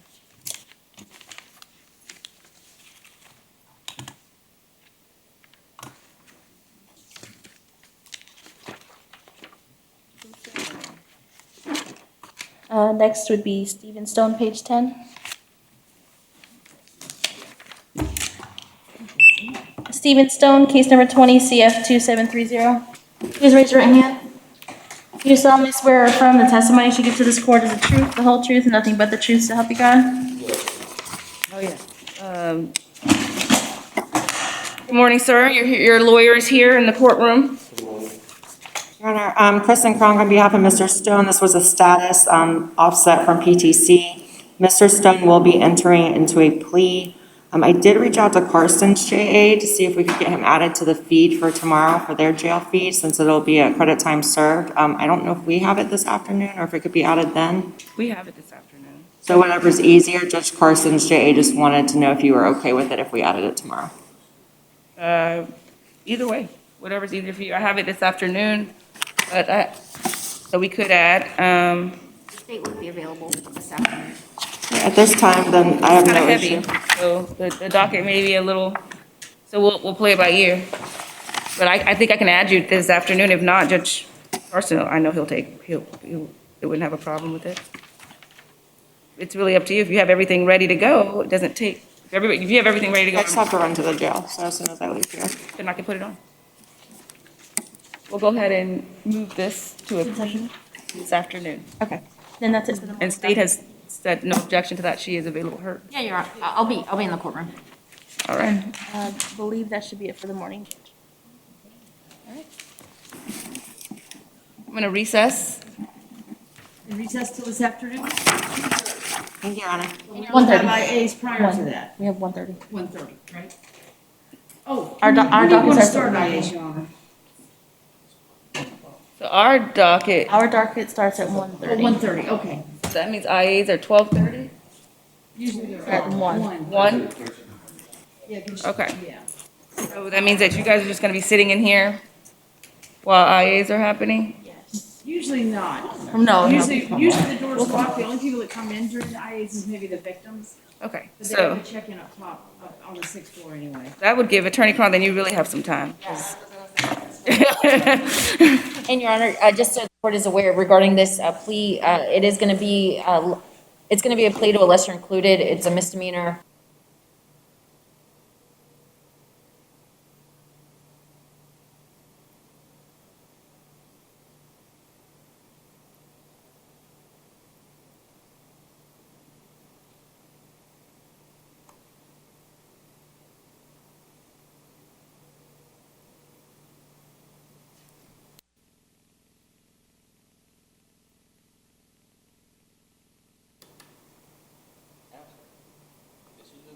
Excuse me, Judge?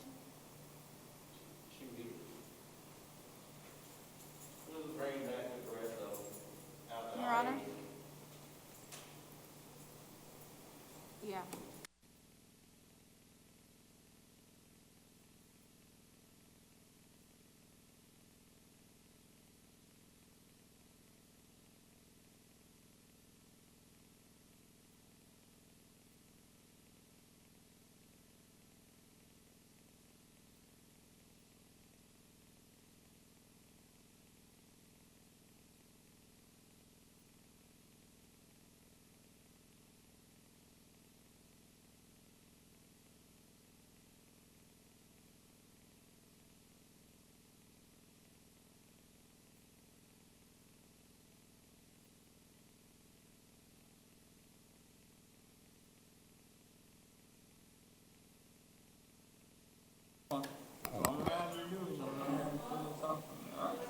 Hello at the jail, can you hear and see us? Yes, we're going to hear see you. Thank you.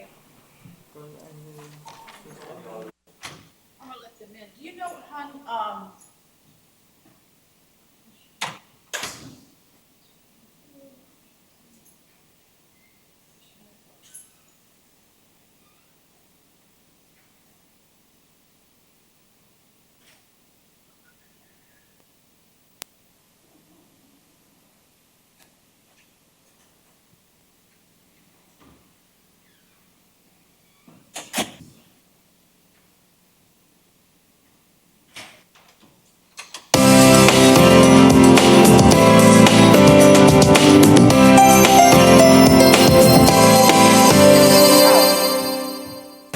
You are here for an initial appearance after detention. The rules of criminal procedure require that you be brought before a judicial officer within 24 hours of your arrest.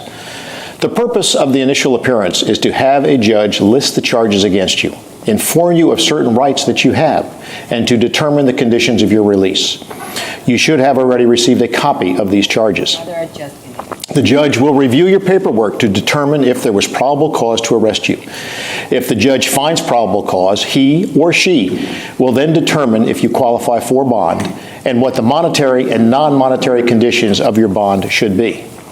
If the judge does not have enough information to make a probable cause determination for your arrest, the state may be given additional time to amend the paperwork. You should also be aware of the following rights afforded to you by the Constitution. You are not required to say anything at this proceeding. Anything you say can be used against you. You have the right to communicate with counsel, family, or friends, and if necessary, you will be provided a reasonable means to do so. You have the right to counsel.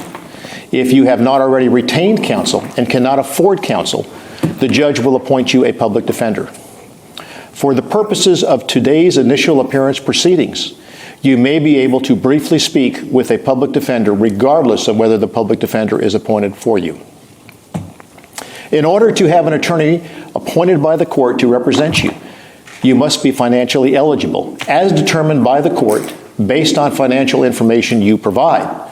Therefore, if you have not already done so, please complete, to the best of your knowledge, the financial affidavits provided by the correction officers. An application fee for the services of appointed counsel will be assessed. If you do not speak English or Spanish, please let a corrections officer know. When the judge is ready, she or he will begin calling your case by name. Please listen carefully for your name. When called, please approach the microphone as directed by the corrections officers. Thank you.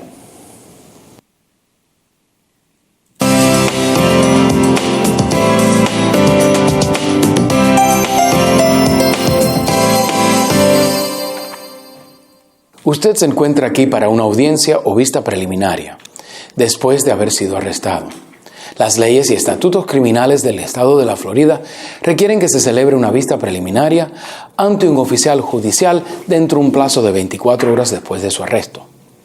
El propósito de esta vista preliminaria es para que el juez pronuncie los cargos contra usted, para que se les comunique a usted sus derechos procesales y para determinar las condiciones de su libertad o fianza. Ya usted debería haber recibido una copia de estas alegaciones o acusaciones por escrito.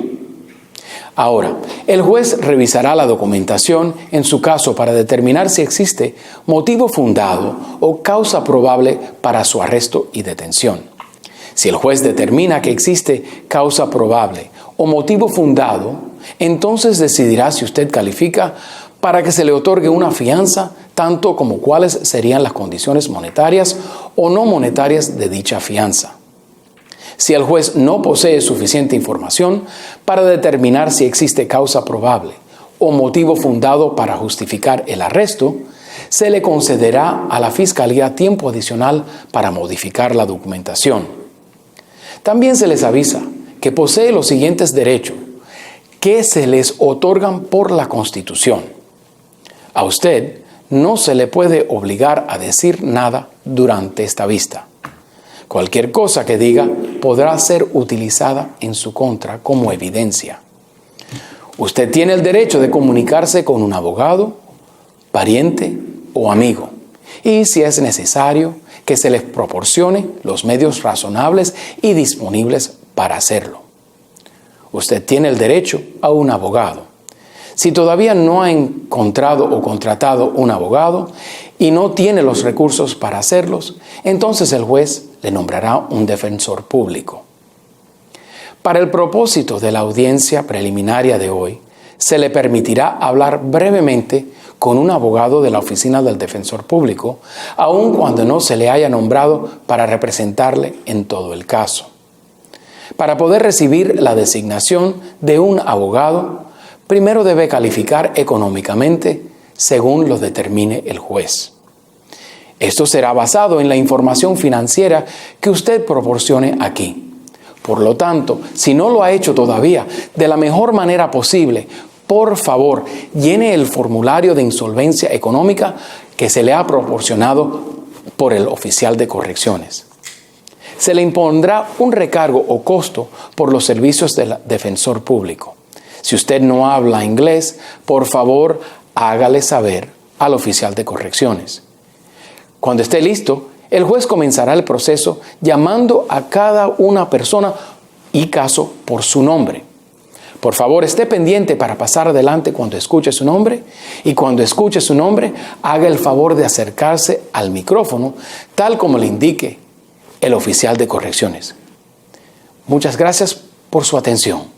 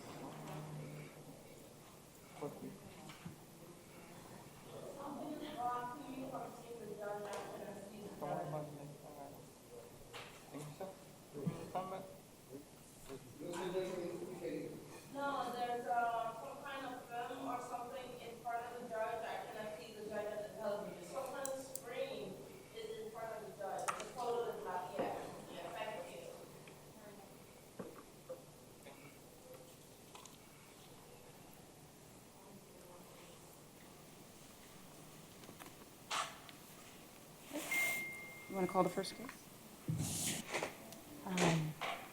Or you? Normally, Okay. the speaker first. All right, I will call the first case, Mr. Costi Ideleme.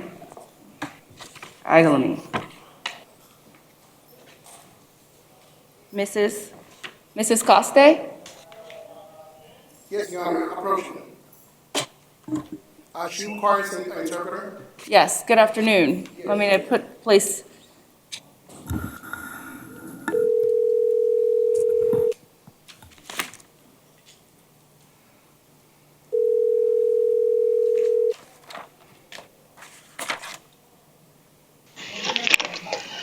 Good afternoon, Your Honor.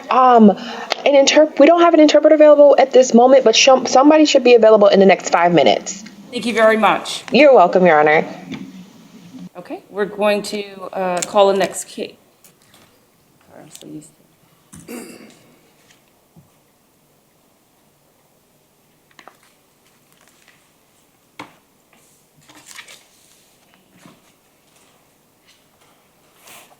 All right.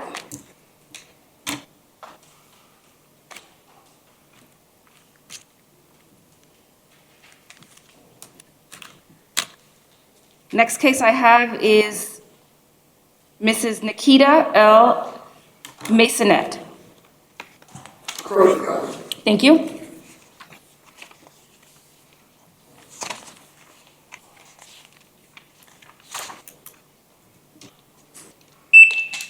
Are you going to swear in?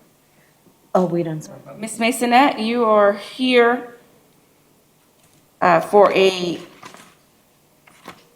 violation of your probation, the violation of standard condition, I don't have a number, but standard condition to live and remain at liberty without violating any new laws.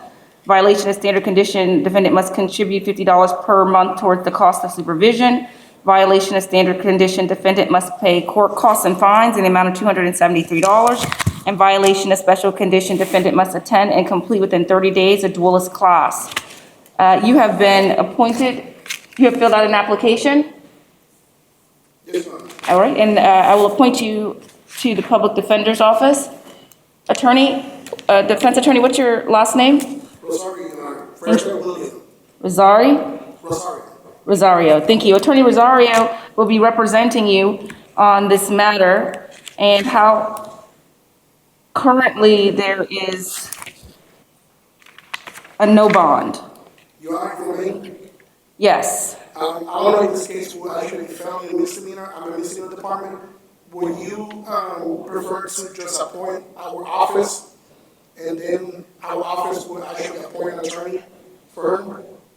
Just for the record? Appoint the public defender's office? Yes, ma'am. That's what I've done. Yes, I would like to appoint, I'm going to appoint the public defender's office to represent her. Yes, ma'am. She is,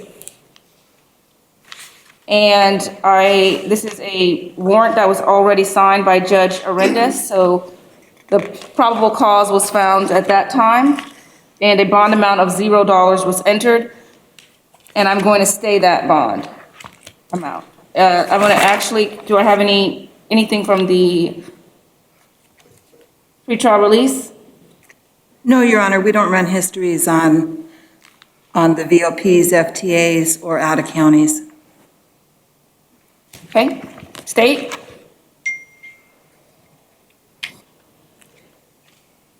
Just, Your Honor, that she was on probation for the same new law charge that she violated her probation on in this case, a driving while license suspended.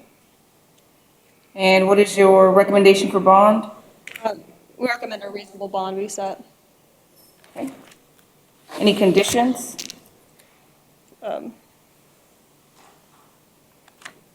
Your Honor, apologies, we cannot hear the state on our side here. Okay, can you speak up? Sorry, can you hear me now? I can hear now. Okay. The state recommends a reasonable bond be set. Yes, at this time, the bond is set at $0. A reasonable bond for the violation of probation and community control. Let's see, it's just,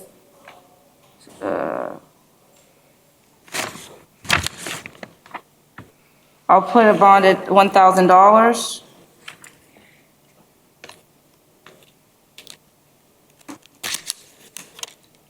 No driving with license suspended.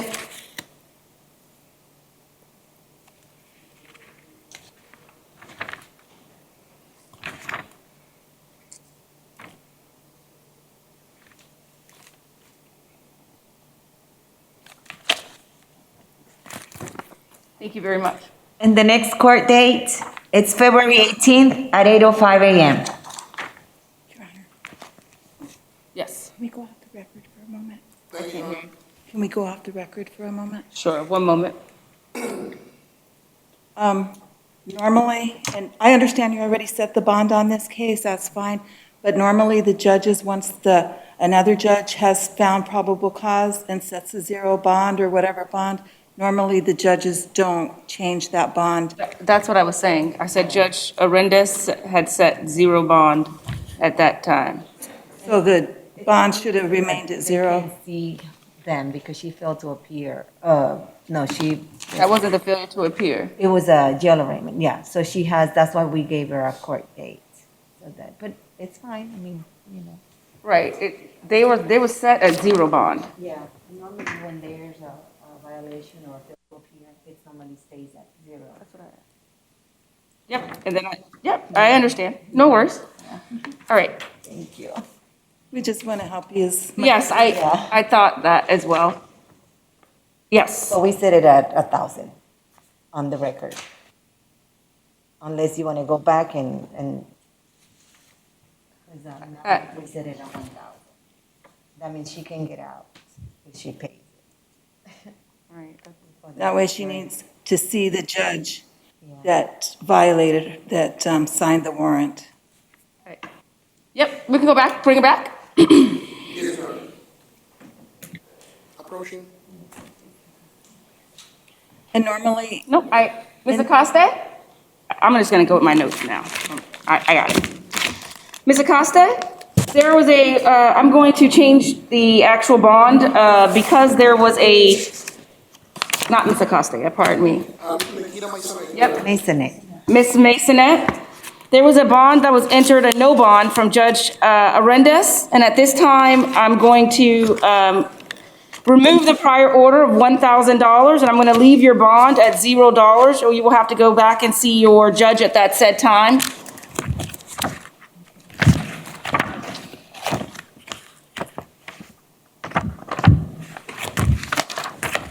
Okay? All right. Next case. Give me one moment.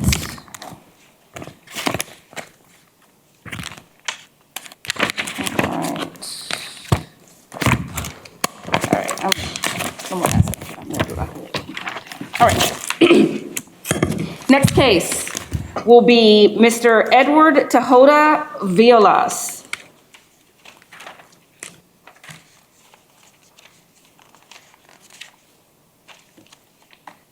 All right, next case, Austin Joseph Spencer.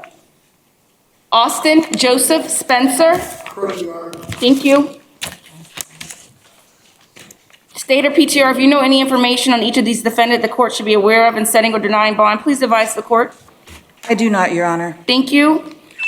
Attorneys, can you announce your presence for the record?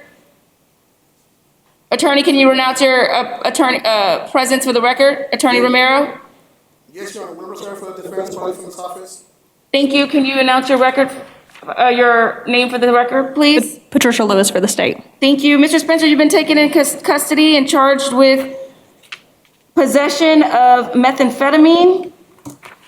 At this time, there was probable cause given by Judge Wayne Wooten, and he has given a violation of condition 1 on the order of probation by failing to report to the probation officer as directed. Violation of condition number 3 on the order of probation by changing your residence without first procuring the consent of a probation officer. At this particular time, there has been a bond that has been set for no bond by Judge Wooten. I'm going to continue to keep the no bond that was set by Judge Wooten in violation of probation of community control. You can set another time period to have a hearing.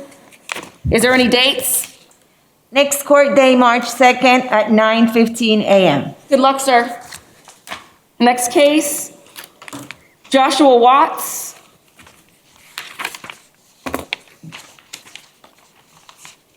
Mr. Watts, can you state your name and date of birth for me, please? Watts Joshua, 3/2/1981. Thank you. You were taken, it looks like there was an affidavit for your arrest signed by Judge Heather Pender Rodriguez. It was for a violation of an injunction. And that affidavit for arrest was signed on the 5th of February, 2021. And that is for the violation of domestic violence injunction. At this time, Judge Heather Pender Rodriguez has given you a no bond. We're going to stay at a no bond until you have your own separate hearing at that time. Good luck, sir. No bond status? It will be. I was just signed out the paperwork for a bond with PTR. PTR? In this situation, he does qualify for a reasonable bond, and he does qualify per Florida Statute 907.041, subsection 3A. Excuse me, sir, someone's talking. Just give him one moment, okay? Yes, ma'am. He does meet the criteria for PTR with a bond. State? Your Honor, if he meets the criteria, the state has no objection to PTR. Thank you. And we did have contact with the victim has already requested no contact.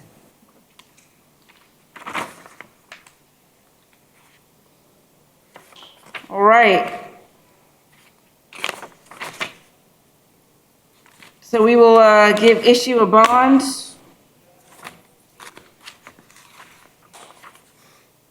although there was a zero bond of another judge, we're going to go ahead and change that and enter a bond. And that said bond will be $1,000. And PTR, said conditions are as follows. No contact with the victim. And you violated this by count 1 violation of domestic violence injunction. Let's see. So nothing with the victim, and let me find her name. Wendy Barthel. Do you live there at 5059 South Callender Drive in St. Cloud, Florida? We've been separated for 3 years now. Okay, so no contact with the victim, and please do not go back to 5059 South Callender Drive in St. Cloud, Florida. I don't even know where that is. Okay. Your Honor, we also ask for no weapons or firearms. That's a normal condition of probation. I will add that as well. No weapons or firearms. Yes, ma'am. Thank you, Your Honor. Thank you. Good luck, sir.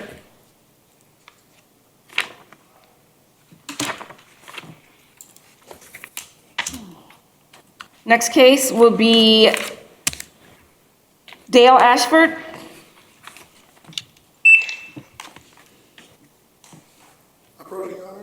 Thank you. Your name and date of birth, please.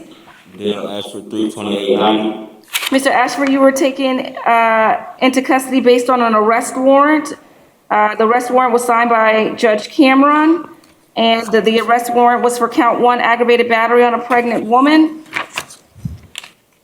At this time, there was a bond that was held at 0. PTR? Yes, Your Honor. Just for the record, he was sentenced and remanded from court yesterday to serve 3 years DOC on a sentence of burglary. He does not qualify for PTR. The conditions of the warrant stipulates no return, no contact. And for the record, he is a violent felony offender of special concern. Thank you. State? The state asks that the defendant be held without bond in this case. Thank you. Mr. Ashford, at this time, I am going to find that remain your no bond status based on the charging affidavit, coupled with the fact that there is a violent felony of special concern, and that you do not qualify for a PTR. There has been an appointment of the PD to represent you, correct? Yes, Your Honor, you fill out the application. Okay, so based on that, I'm going to appoint the Public Defender's Office in your case. Dates? On demand. Thank you. Let's see if there's another case here. Next case, Felipe Lopez Gonzalez. Your Honor, you require the interpreter. Thank you.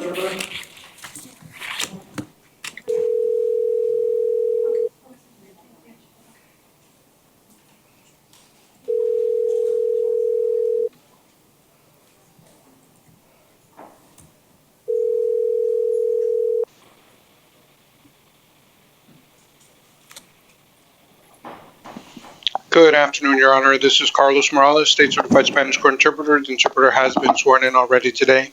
Good afternoon, Interpreter Morales. We have Mr. Felipe Lopez Gonzalez here. Case, this is IA's.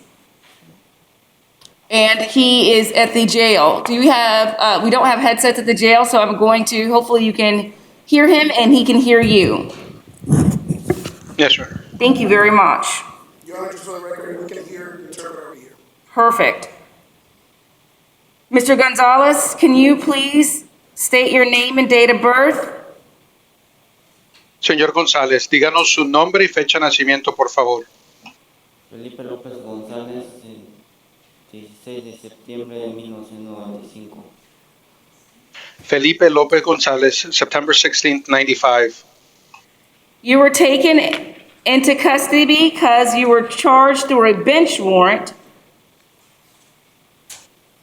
Usted fue arrestado o se le puso bajo custodia por orden de una orden de arresto for no valid driver's license signed by Judge Carol Draper. donde la acusación es por conducir sin una licencia válida firmada por la juez Carol Draper. Sí, no presentar. There was an active warrant for failure to appear for an arraignment. Y había una orden de arresto vigente por no haber comparecido a una lectura formal de cargos. At this time, PC probable cause was found by Judge Draper. La juez Draper determinó que sí existe motivo fundado. Based on your affidavit, I'm going to appoint the Public Defender's Office to represent you.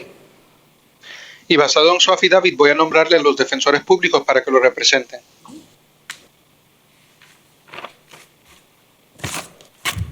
Your bond is set. Wait, sorry. PTR, do you have anything regarding this defendant? No, Your Honor. State, do you have anything regarding this defendant? No, Your Honor. There has been a bond set for $2,999, which I will keep. Se había establecido una fianza de $2,999 y yo voy a dejar esa fianza tal y como ha sido indicada. Next court date, February 26 at 1:30 p.m. La próxima vista será el 26 de febrero a la 1:30 de la tarde. Good luck, sir. Que le vaya bien. Your Honor, since the interpreter is on the line, can we also call Ms. Idelin Coste? Yes. Hold on, let me find that.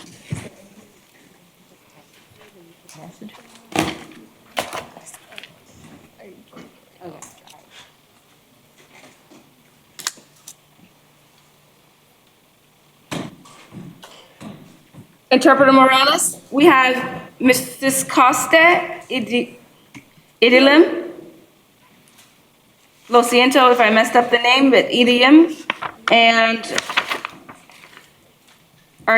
she is in the jail field as well, and she hopefully can hear us. Please state your name and date of birth. Señora, díganos su nombre y fecha de nacimiento, por favor. Idelin Coste, febrero 24 del 84. Idelin Coste, February 24th, 84. Thank you. You were taken into custody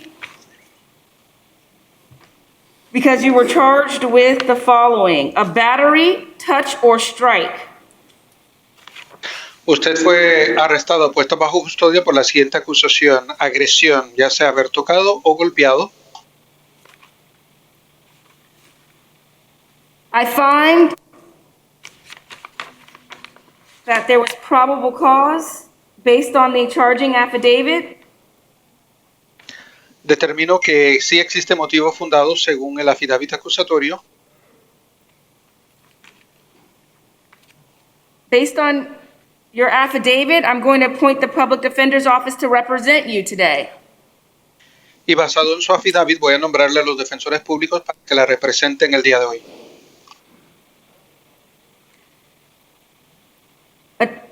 Pretrial, Mrs. Hill, do you have anything regarding this case?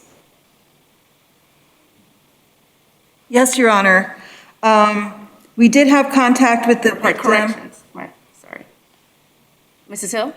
We did have contact with the victim. He is requesting contact. He stated they do not live together. It was expected that he was going to attend. You want to call the halls for him? I don't know if the interpreter wants. Is there any victims out there at this time? Okay. Thank you. Also, for the record, she has no prior history, and per Florida Statute 907.041, she does meet the criteria for PTR with bond. Thank you very much. Bueno, su señoría, sí, sí me comuniqué con la víctima y la víctima desea tener contacto con ella. La víctima ha dicho de que no viven juntos. Se ha sondeado la sala para ver si hay alguna víctima presente. Se suponía que iba a estar presente, pero no ha comparecido nadie. Además, su señoría, ella no tiene antecedentes penales y según la ley de la Florida 907.041, ella reúne los requisitos para que se le pueda permitir salir bajo el Departamento de Libertad Provisional con fianza. Bond is set for count 1. State, anything?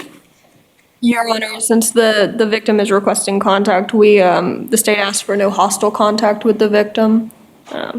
Thank you.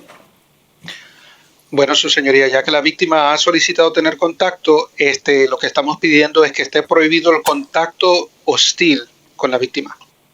All right, we're going to go ahead and bond is set on count 1 for battery, touch, or strike at $1,000. We're going to have pretrial conditions of the following. 1, we're going to have the pretrial release program. 2, no contact with the victim. This can change if there's some testimony or if the victim does appear. At this time, there's no contact with the victim and no return to the scene of the offense or residence. Bien, para el cargo número 1, la fianza es de $1,000 a lo que es la acusación por agresión, a tocar o golpear. Estará incluido el Departamento de Libertad Provisional y hay condiciones. Las condiciones son que estará bajo el programa del Departamento de Libertad Provisional. Condiciones también que está prohibido el contacto con la víctima. Esto puede cambiar si se presenta la víctima más adelante o si se toma algún testimonio, pero por ahora, prohibido el contacto con la víctima. Además, prohibido regresar al lugar de los hechos. Thank you. Any dates? On demand. Mr. Interpreter, will you make sure that there's no one else who needs your services, please? Yes, Your Honor. Si hay alguien que necesita los servicios de un intérprete, levante la mano, por favor. Levante la mano si necesita un intérprete en español. Thank you very much, Attorney Romero. Your Honor, I'm sorry. The interpreter forgot to ask for the case numbers on both cases. I apologize. Okay. I can say. For Ms. Costi, it's 21 MM 381. And for Lopez Gonzalez, 18 CT 3494. Got it. Thank you. Thank you. It looks like Interpreter Morales, we don't have any other defendants that need your services. Thank you very much for your time. You're welcome, Your Honor. Thank you.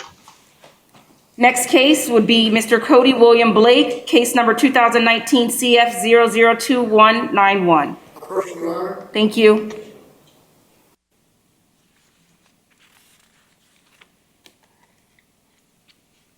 Your Honor, upon request of the defendant, we waive reading of the charges. Okay.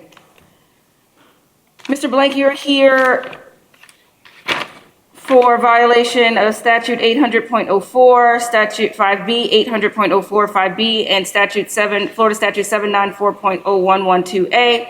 At this time, I find that the judge already entered a warrant.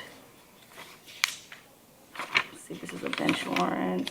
A bench warrant was issued by Judge Young, and this warrant was issued for failure to appear for a trial date, and that bond was issued at $0. Mr. Blake, that's what you were arrested on the arrest warrant. I generally don't alter the bond set by the judge who signed that warrant, okay? So that you can get a hearing in front of Judge Young. Good luck, sir.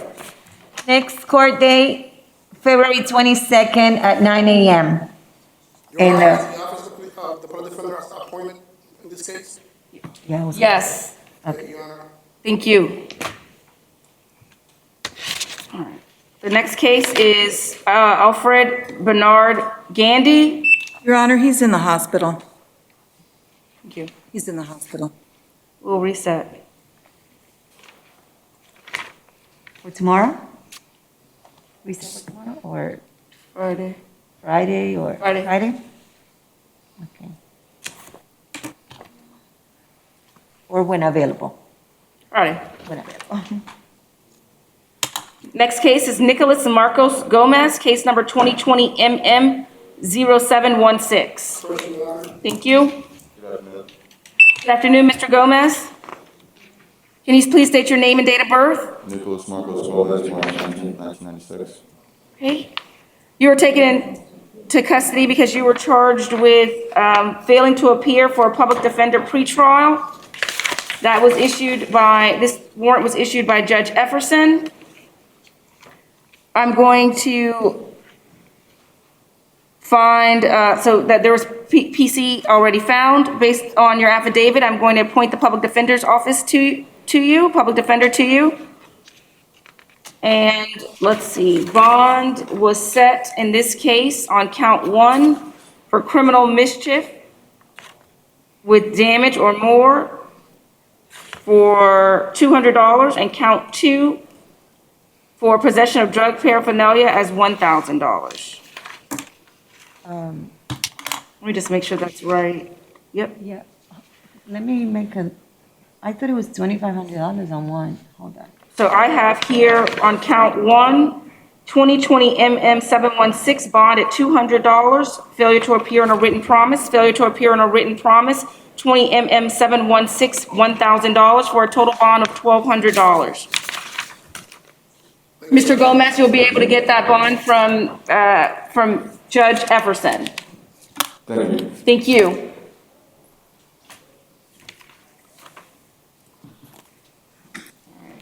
In the yellow.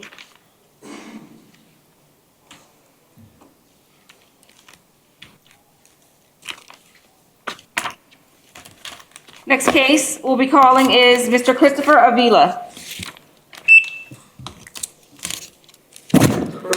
Thank you. Good afternoon. Mr. Avila, can you please state your name and date of birth?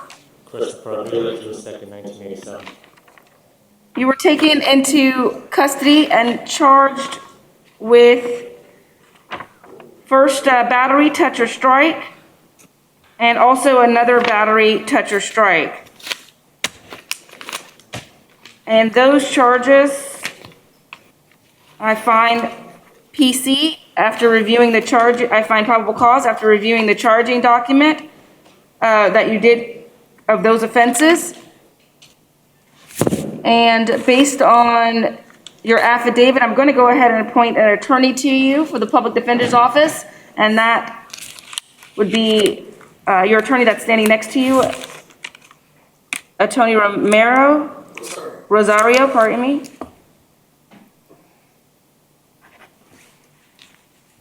And the following. Mrs. Hill, can you please give us some notes in regards to pretrial release? Yes, Your Honor. This defendant has no prior arrest. We did have contact with the victim on the domestic case, Carolyn Entradas, and she is requesting non-hostile contact and requesting for him to return home.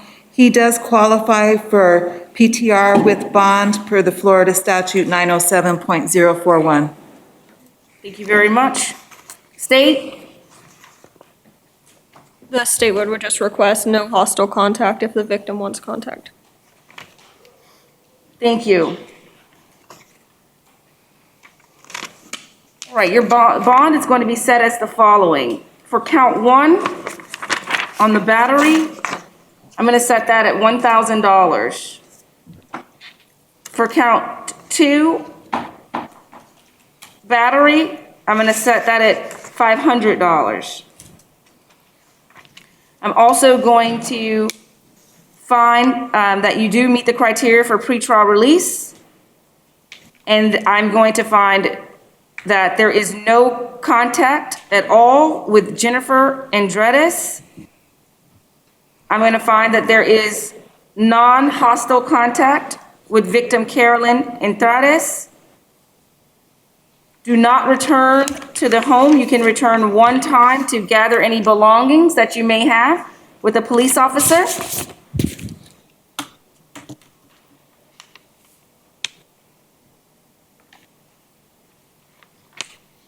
And Your Honor, just for the record, Mr. Avila resides in the state of New York, and I believe he lives with Carolyn and Entrades there. Jennifer, the victim that he is to have no contact with, I believe does not live with them. They were here on vacation. Okay, thank you. So no contact with Mrs. Jennifer Entrades?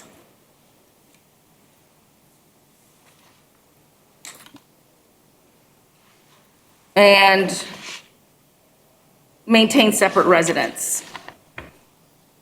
With Jennifer? Yes. Pardon me, Carolyn Entrades is the non-domestic partner? Carolyn is the partner, correct? Is the partner. Right, so maintain separate residence from Miss Carolyn. You and Miss Carolyn cannot live together, and do not have any contact with Miss Jennifer, who seems like that's her sister. Yep. Oh, do you understand? No contact means social media as well. Yes, Your Honor. Defense, any questions? Thank you. Good luck, sir. Next case. Michelle Landa Cohn. Oh, yes, Your Honor.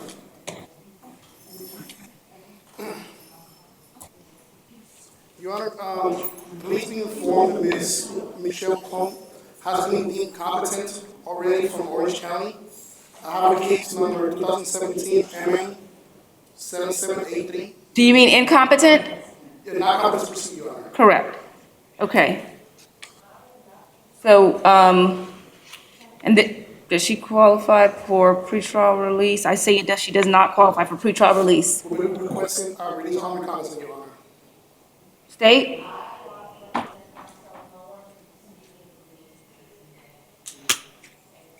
The state is opposed without being able to review the prior incompetency and the date of that. I have the copy. The last date of that was 2017. I do have a copy of that order. However, she is out on bond, out on ROR status out of Orange County. That case number is 20MM 004850, which is a loitering charge. She's pending competency in that one. The date of the order. I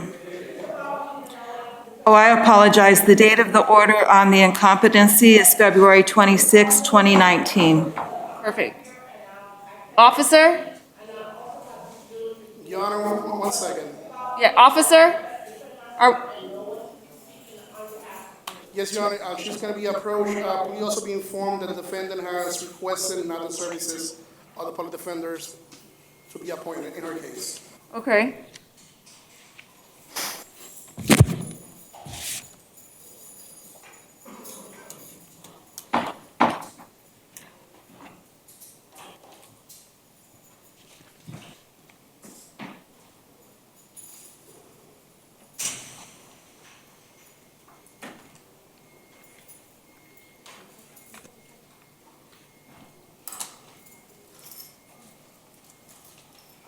Gonna be muffled. I can't. I don't think she's gonna understand me. They can hear everyone else, okay? So they can hear you, okay?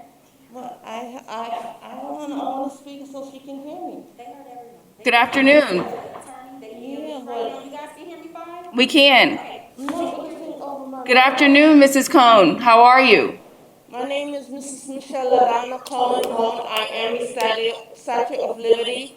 I am from heaven, light years away, called Lictus Light. It is my first time on earth. I am trying to make myself United States citizen, which I am. I became a citizen while I was going to college, and I am being constantly harassed by cops due to the redlining of housing in the South against me. Ms. Khan, do you know your birthday? I get housing. Ms. Khan, thank you very much. Ms. LaDonna Khan, do you know your birthday? My name is Mrs. Michelle LaDonna. Miss Michelle LaDonna Collin Home? Yes. Do you know your birthday? Yes. What's your birthday? One of my birthday is May 24th, 1976, as well as December 25th, 1976 as well. Thank you very much. You're So welcome. today you have been taken into custody and they charged you. I was not taken into custody today. I was taken into custody yesterday. It's okay. She is correct. She was taken into custody yesterday. Thank you. And you are here today because the state of Florida has charged you with trespassing, okay? I made the Universe copyright production, copyright June 12, 2012, with my machine spirit, latest light with Walpole. I would like to finish defending myself. So before, I made the Universe, I also made Starbucks as a place of Miss LaDonna Khan, I would like to speak, ma'am. I would like to represent myself. Miss Michelle LaDonna Khan. I do not. Miss Michelle, you're going to have a perfect time period to represent yourself. That's what I was going to let you know. I used my machine spirit June 12, 2012 to manufacture the. All right, so we're going to have to. So for homeless people. I understand that. So Miss Michelle LaDonna Khan, can you? So I'm going to just say a couple things, and then you'll be able to come back and talk a little bit more to a judge, okay? I was not saying anything wrong. I was just You were not saying anything wrong at all. Miss Michelle, you were not saying Michelle LaDonna Khan, you were not saying anything wrong at all. I did not do anything wrong. The police gave me no bond. I understand that. So what we're going to do right now? I would like to have my pocketbook back because I'm pregnant. I have my food stamps in there. I have my driver's license. And I got my disability money from the National Federal Credit Union, Social Security, got the shirt tab and everything else that they've been taking from me without reading me my Miranda rights, even though I have never committed a crime in my room, the universe which I live in. Thank you very much. And so at this time period, what we're going to do is that we're going to go ahead and I'm going to go ahead and revoke the bond because you were out on RR status and your court case number, Orange County case number 20MM004850. She left? All right. No worries. We can just reset. Have a great, the next case is Mrs. Emilio, or Mr., pardon me, Dakota Emilio. So we're not revoking the status of the. Yes, we are. I've done that. I got that on the record. We are revoking the status of her bond, and then she's going to be reset for the new charge. Good afternoon. Can you announce your name and date of birth, please, for the record? Dakota Emilio, 1994. Thank you. This is in case number 21CF459. And you are here as you were charged with aggravated assault with a deadly weapon without intent to kill. And the second charge was a battery on a Leo or firefighter or some type of security officer. It looks like I'm going to appoint the public defender's office to represent you. I did look and found PC based off of reviewing a charging affidavit.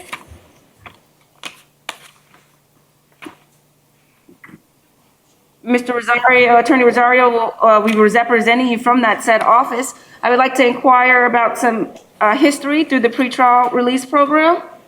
Yes, Your Honor. In the state of Florida, he has a prior 2013 loitering and resisting without violence.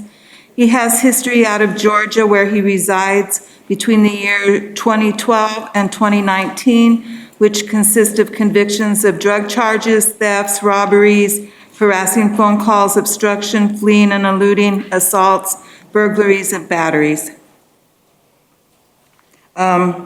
He does qualify for pretrial release? Yes, he does qualify for PTR along with the monetary bond. Thank you. State?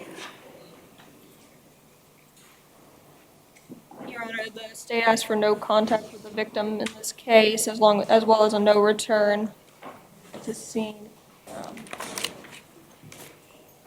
Okay. All right, Mr. Dakota?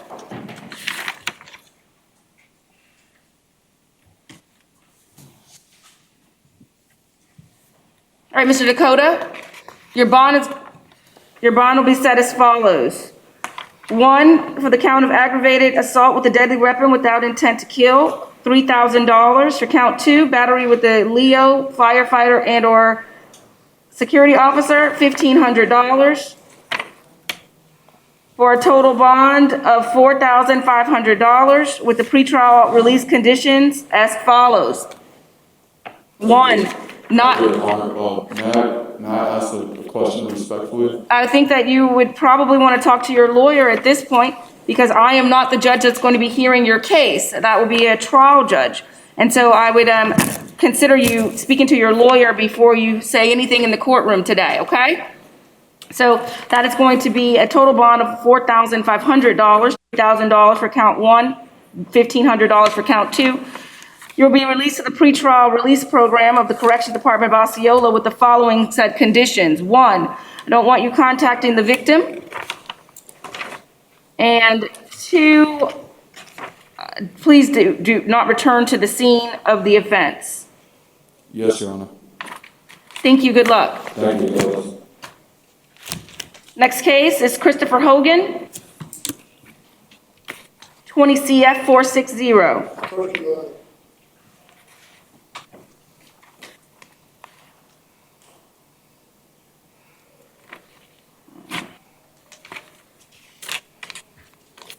Good afternoon, Mr. Hogan. Can you please state your name and date of birth? Christopher John Hogan, 11/19/1982. Thank you, Mr. Hogan. You were taken into custody for the following reasons: driving with the license suspended or revoked with knowledge, which is a third conviction. And I've read the charging affidavit and find that there is probable cause that you were arrested for that crime. Based on your affidavit, I'm going to go ahead today and point you to the public defender's office. That's Attorney Rosario, who is standing next to you. I'm going to ask pretrial release to give me some history about the defendant. Yes, Your Honor, he has extensive history in Florida dating back to 2000, multiple drug charges, fraud. He did do 2 terms DOC. He also has history out of Georgia where he has been residing. And he is currently out on parole out of the state of South Carolina, it appears to be, for drug charges. Thank you. State? State? Nothing on this defendant, Your Honor. Thank you. Mr. Hogan, I'm going to go ahead and set bond for the count 1 as for the drivers with license suspended, revoked with knowledge at $2,500. Can I say something, please? I would suggest that you talk to your lawyer first, because everything is being recorded and whatever you say to me may hurt your case, okay? Well, I just said the moment I can't afford $25, but I'm trying to get it for my family. So that you'll have an opportunity to talk to your lawyer at another time. This is your 6th driver's license suspension. And so at that said time, you'll be able to talk to your lawyer about maybe a reduction of bail bond. At this time, I am not your trial judge that's going to be in that case. Good luck, sir. Next case, Mr. Eddie Lorenzo Gonzalez. Thank you. That's 2 cases, 21 CT 447, it looks like, 21 CF 461. Madam Clerk, is that another case as well? Yes. Thank you. So I got them both, 21 CF 461 and 21 CT 447. Reset for tomorrow? We're going to go ahead and reset those 2. Next case is Trevor Roberts. I approaching, Your Honor. Thank you very much. Good afternoon, Your Honor. Good afternoon, sir. Can you please state your name and date of birth? Trevor Roberts, 11/17/1991. Mr. Roberts, you were taken into custody and because you were charged with trespass after a warning. Yes, Your Honor. I find that there was, after reviewing the charging affidavit, I find that there was probable cause. Based on your affidavit, I'm going to point you to the public defender's office. That is Attorney Rosario, who is standing next to you. Do we have any, Mrs. Hill, from pretrial release, Osceola County Corrections, do we have any history? Yes, Your Honor. He had a DUI and a no valid DL in 2011. Both were no prost. He had followed by 2 misdemeanor charges in 2013 and 2014, both of which were sealed. He does meet the criteria for direct non-monetary PTR. State? State asked for a no return to the scene, as well as no contact with the victim in this case.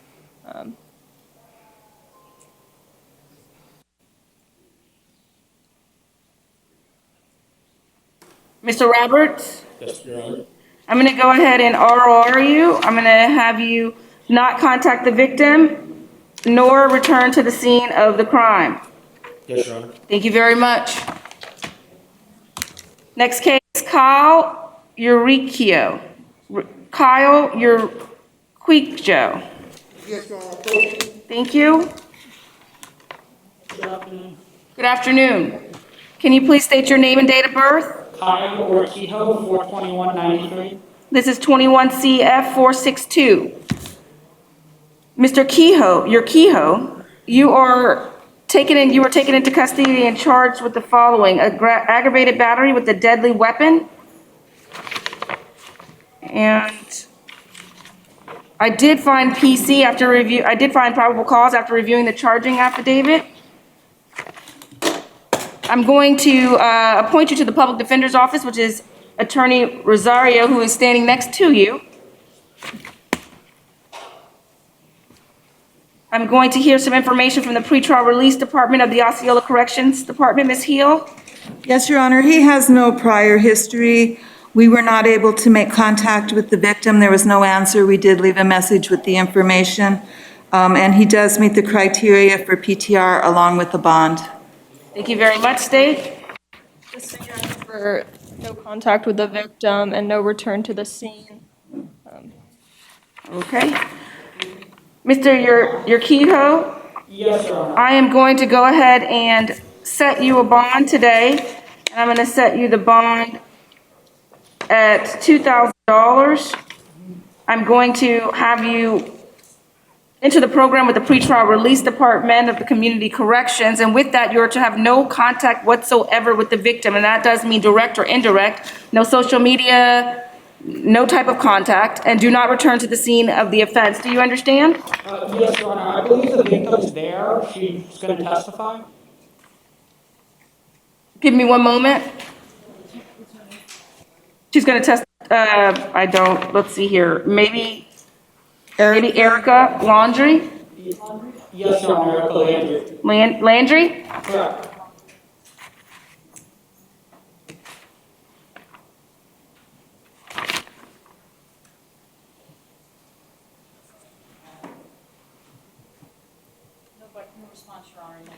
There is no response in the hall at this moment, Mr. Uricchio. However, I am not your trial judge, and so you will have an opportunity to change or modify anything at that time with that said judge. At this time, there is no contact whatsoever with the victim, and there is no return to the scene of the offense or the residence. Thank you.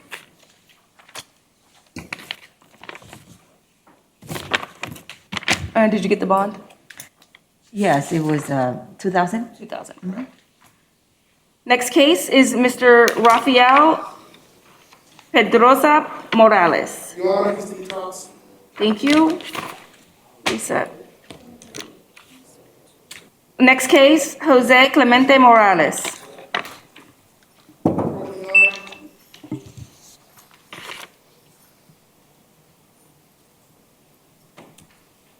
afternoon, Your Honor. Good afternoon. Please state your name and date of birth. Jose Clemente, April 8th, 2000.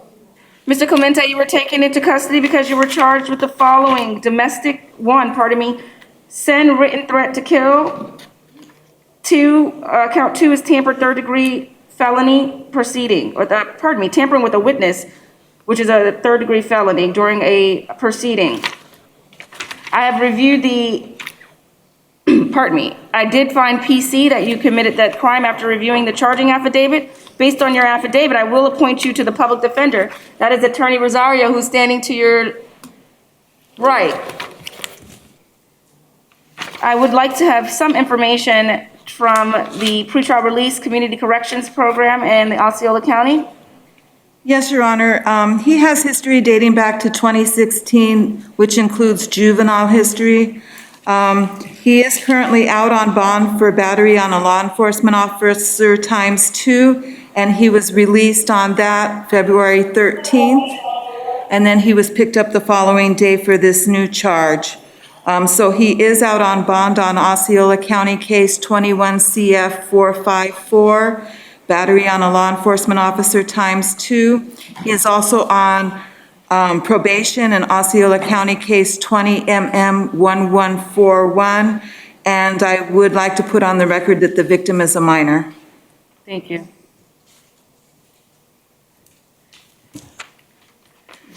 So at this time, I'm going to set bond on your new charges of the following. On count 1, to send a written threat to kill, $5,000. On count 2, tampering third degree with a felony proceeding, $5,000. I am going to revoke your bond in Osceola Case 21 CF 454.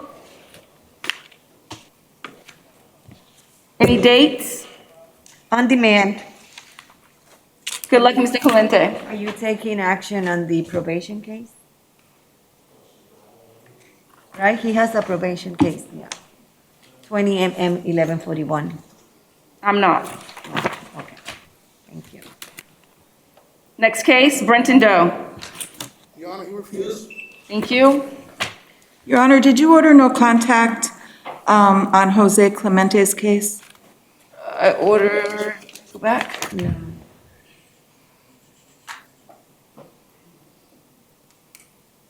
I will, no contact with the victim. Is Mr. Clemente still in there? Is still available? He already left, Your Honor, but I can waive the appearances. You can always what? I can waive the appearances. Are you going to waive your appearance for Mr. Clemente? Yes, Your Honor. I want to add on the record, do not contact the victim whatsoever of any kind. Indirect, direct, Skype, TikTok, anyway. Thank you. Next case, Yamil Ortiz Galarza? Say for me? Galarza. Galarza. Your Honor, he's also in detox. Thank you very much. Do you have anyone that I have missed? No, Your Honor, but if we can actually recall Ms. Michelle Kong. I know that Ms. Kong actually stated that she does not want the services of the Public Defender's Office, but if we can be provisionally appointed in her case, and at this time, we can waive her appearances. All right. Give me one moment.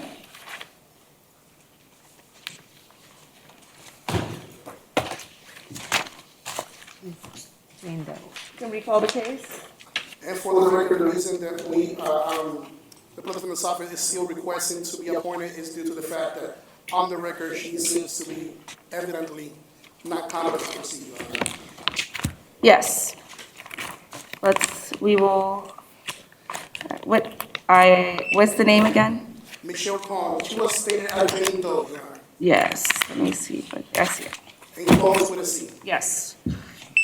AKA Michelle Landon Cone, AKA Jane Doe, 606. At this time, I'm going to provisionally appoint for the limited purposes of representing at the IA appearance, the Public Defender's Office. Yes, Your Honor. We would like to request, since once again it's evident that Ms. Kong is incompetent to proceed, Bond, a reasonable bond of $1,000 if possible.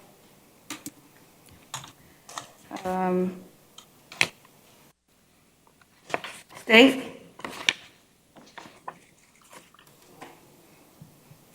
The state is not opposed.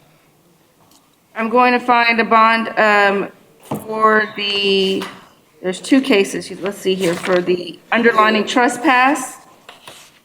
Yes, Your Honor. We Trespass of an occupied structure at $500. Your Honor.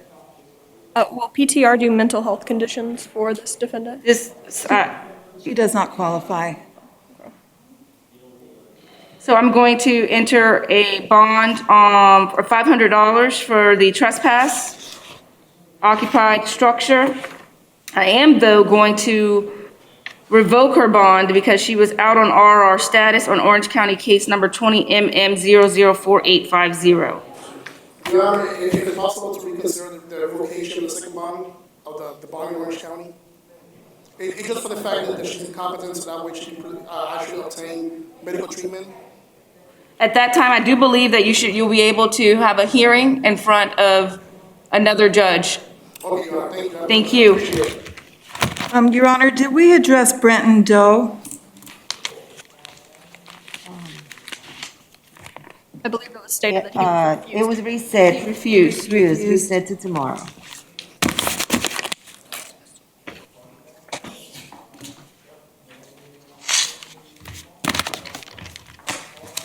Is there anyone that I left out? No, Your Honor. Thank you very much. Have a wonderful rest of your day. Thank you, Your Honor.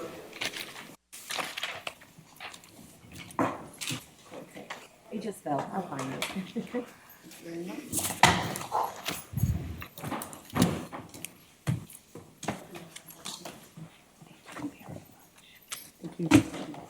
Very, very helpful.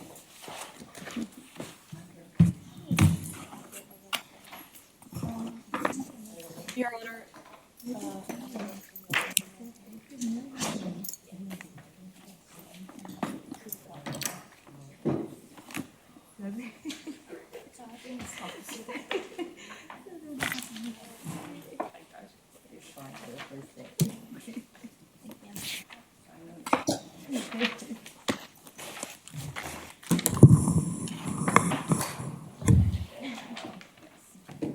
Much better. Yeah, so we can still see him.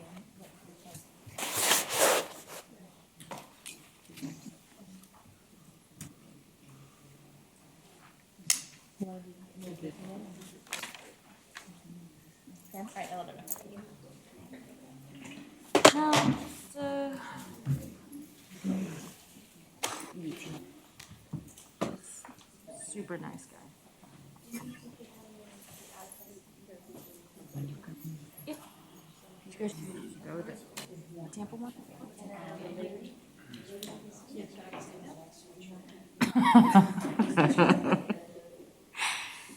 Yeah. No, he's super nice. I'm like, all right.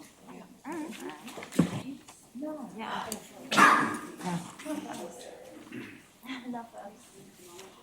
No, actually, we dated in high school. Like, so it's like one of those, like, come back around. Cool County, like, close to where I live. I'm gonna have to have you guys, like, once I, like, get everything set up, I'm already to the film, I'm gonna have, like, swarming. Okay, I don't have to. Yeah, no, you don't have So if you're ever, like, driving down I-4, you know, past the Amazon warehouse, Polytechnic School, like, Anna's here somewhere.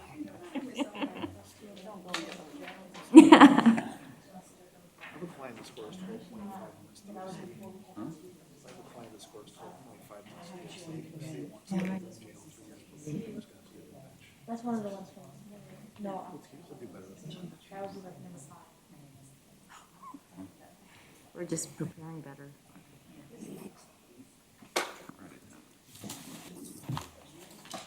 Yeah, it's probably gonna be me. I'll be like, sorry, I'm here. Just... Now I'm ready. I have one set for next week, and then I just wanted it by.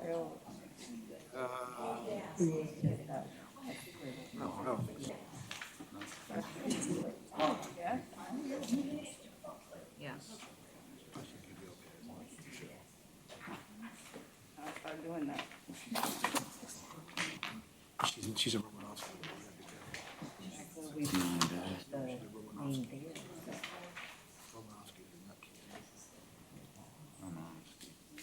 That's one I use it for. I'm trying to be formal, but they don't have to be formal. That's a Romanov, not the skinny.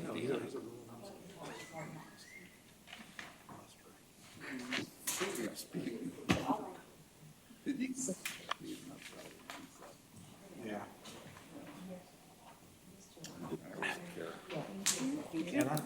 See you tomorrow. Hey, bro, what's up? So early, so I can. It's at 103 days. Oh, yeah. She actually got Well, every day is a different day, so today we were lucky. All right, Madam Clerk, we are on page 11 of our docket. It's gonna take a bit for us to. It started this week. We had three. Sorry. Two of mine. I had three for this week. And I was on the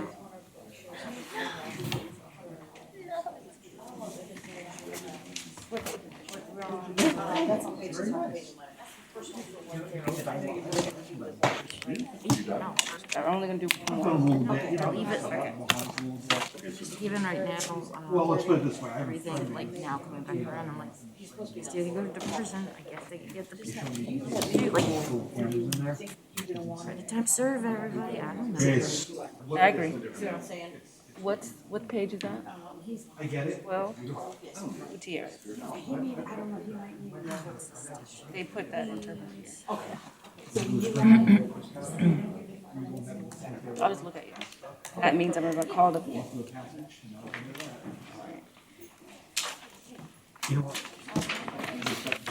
And the inmates, I called over to the jail because I was taking that. I'm Patricia. Hey, Patricia, I'm Anna. Oh, you had to tell the judge something. I told you to leave. And, see ya.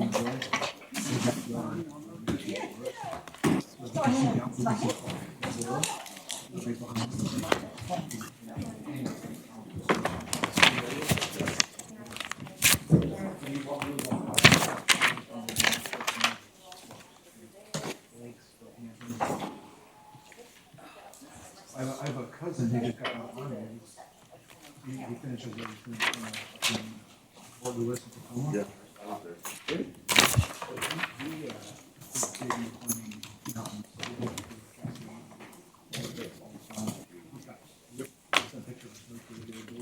Who's that? So the first one we have is Jones. No, because of the weather there. Oh, by the way, so we sent you a plea form. She has 108 days. I said 103. I'm an idiot. You just like let me change it to 108. I am. I'm Miss Jones. Which one? I'm Miss Jones. Probably. I gotta change it to 108. I'm sorry. Okay. She agrees with me. I think I sent the Scoresheet. I do not have anything. All right, thank you.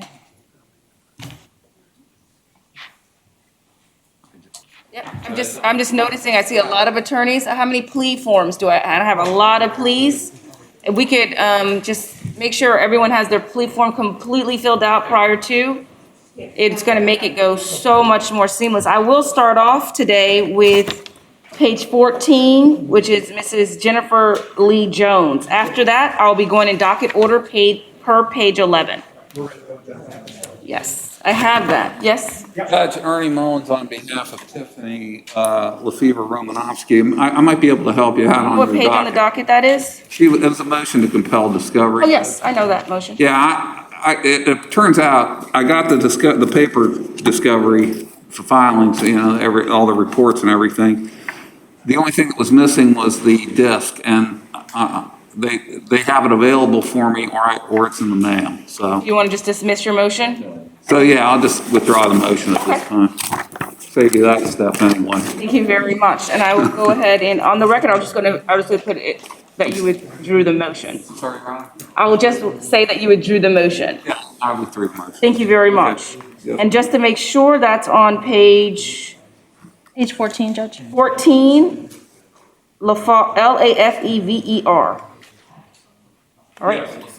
Yes, thank you very much, Attorney Mullins. You have a great rest of your day. Mullins? I'm Ernie Mullins. Right, I said have the great rest of your day. Oh, you too, Judge. Thank you. All right. Perfect. And then the second case that I know that should be ready to go is Michael Andrews Allen. So those are the two cases that I have. Then after that, we will be following docket order, starting with page 11. But I only have one, I don't have a, so actually, no, wait.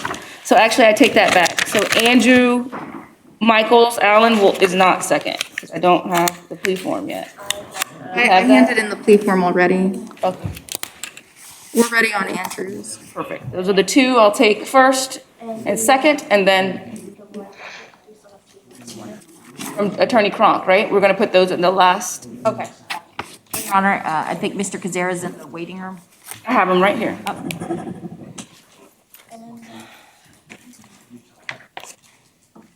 Mr. Andrews? Yes, so the very first case will be Jennifer Jones. The very second case will be Mr. Michael Andrews, and after that, we'll be starting on page 11 of the docket. Okay. With the two add-on cases from this morning, remember? Yes.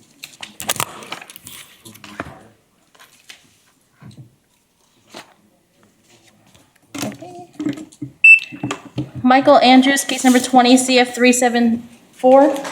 Jennifer Jones first, then Michael Andrews. Oh, I'm sorry, Jennifer Jones first? Yes. Jennifer Jones is first, then Michael Andrews. I apologize, Judge. No worries. Jennifer Jones, case number 2016-2294. Rock Shield's about for Miss Jennifer Jones. Is she in the, they might still be bringing. Yeah, they're still, officer, are you need me to give you 5 more so minutes? No, Jones is here. Ann Olver on behalf of the state. Who is the officer, and ma'am, what's your name, officer? Corporal Wilmot. Corporal? Wilmot, Wilmott. Wilmot. Thank you, Corporal Wilmot. Ms. Jones, please raise your right hand. Do you solemnly swear or affirm the testimony you should give to this court is the truth, the whole truth, and nothing but the truth to help you God? Yes. Thank you, Mrs. Jones.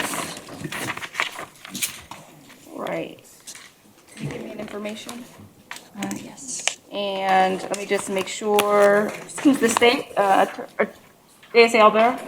I received a score sheet, and did you have a chance to send that to Attorney Cronk? I've seen it, Your Honor, and we have no And are we objections in to that. agreement of the 17 points? Yeah, that's correct, Your Honor, we have no objections, no, yep. And I do see that there is no victim.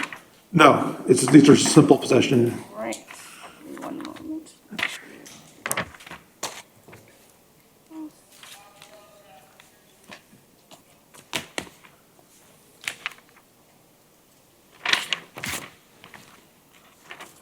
All right, Attorney Brooks, can you place your negotiations on the record, please, in case number 2016 CF 2294? Yes, Your Honor, at this time, Ms. Jones is going to plead no contest as charged in count 1 to possession of a controlled substance.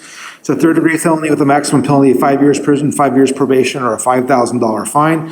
She'll also enter a plea of no contest in count 2 to the misdemeanor of possession of drug paraphernalia. It's a maximum penalty of 1 year in jail, 1 year probation, or a $1,000 fine. In count 1, Your Honor, she's going to get a withhold of adjudication. She's going to serve 108 days, or be sentenced to 108 days of supervised probation, with the special condition of that probation that she serve 108 days in the Osceola County Jail, and she's got credit for time served of 108 days. That way, she's able to get a withhold and be allowed to leave prison or leave the jail today. She has to pay court costs, cost of prosecution, a $250 regional conflict counsel lien. In count 2, this would be a withhold in 108 days in the Osceola County Jail, credit for 108 days time served concurrent.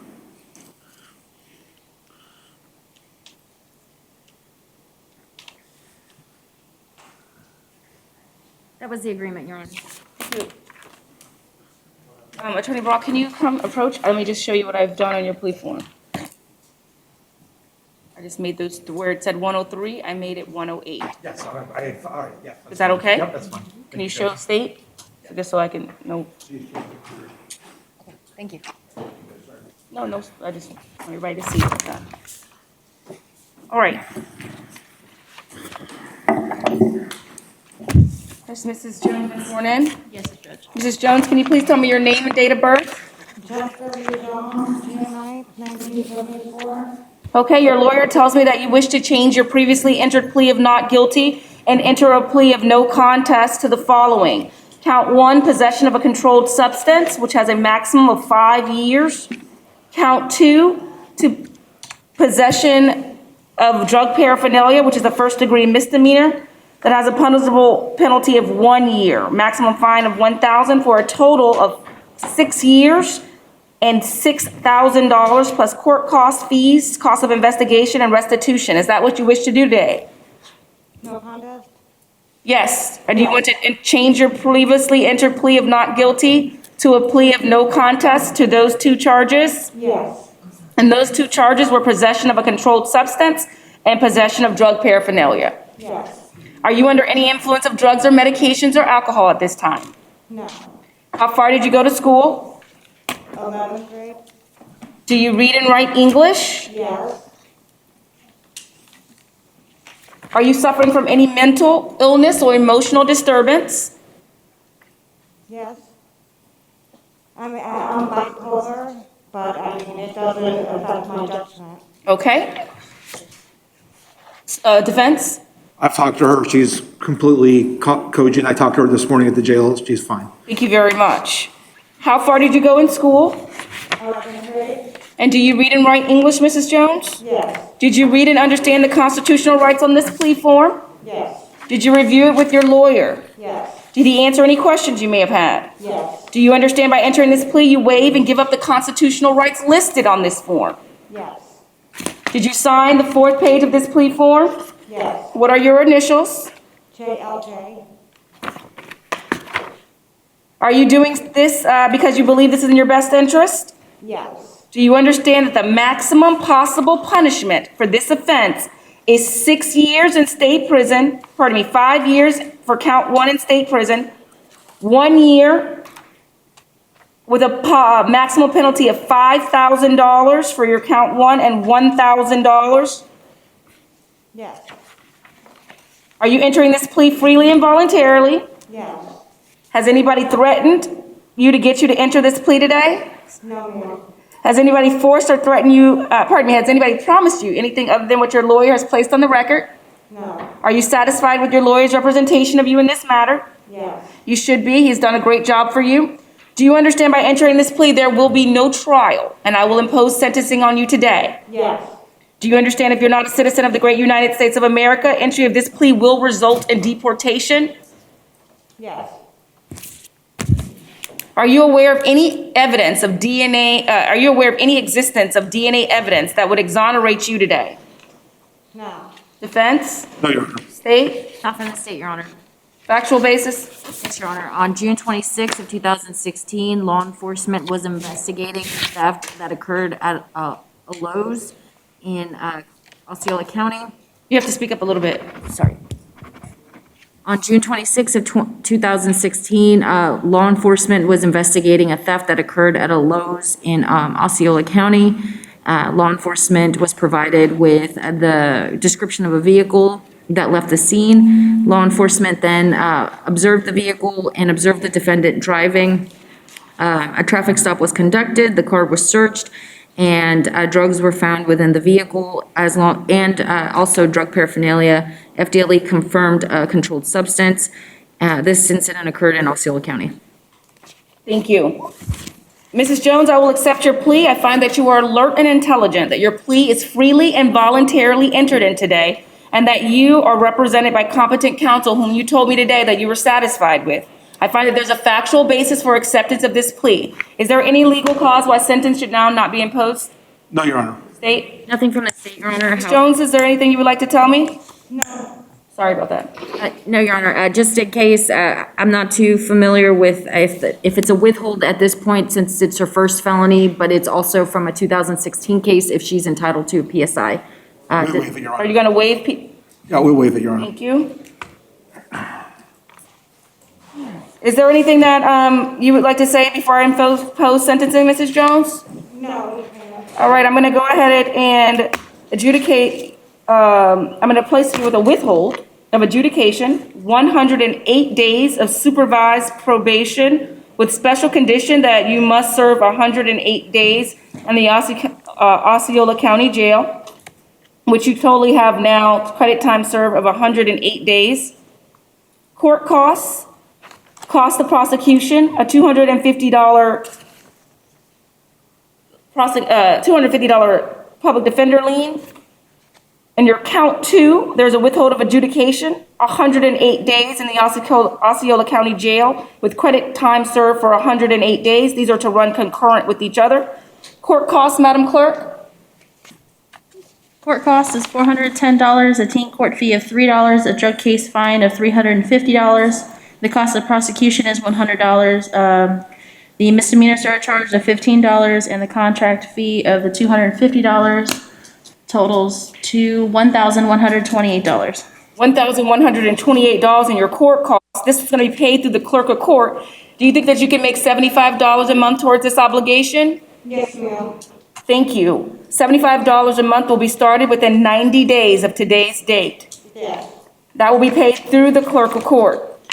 Anything further from the state? Nothing from the state, Your Honor. Anything further from defense? Ms. Jones, very important. You have the right to appeal the judgment and sentence of this court. Any notice of appeal must be in writing and must be filed within 30 days of today's date. If you cannot afford an attorney, one will be appointed to you for the purposes of appeal, okay?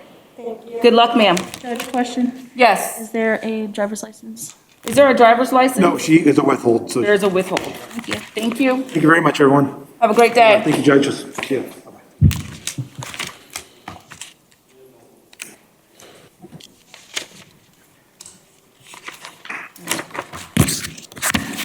Duplication of what, Jennifer, do I have the, this one, Andrews? Yes. Complete? Thank you.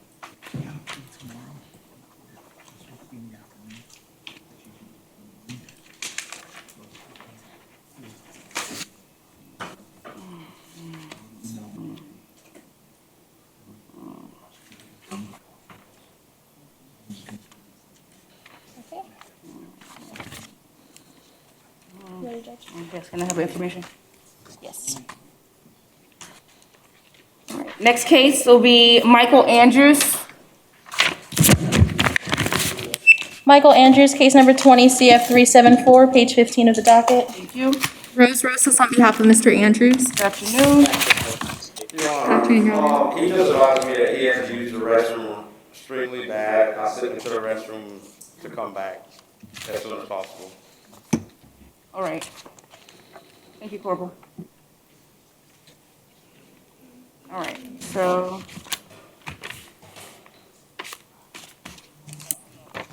All right, next case, page 11.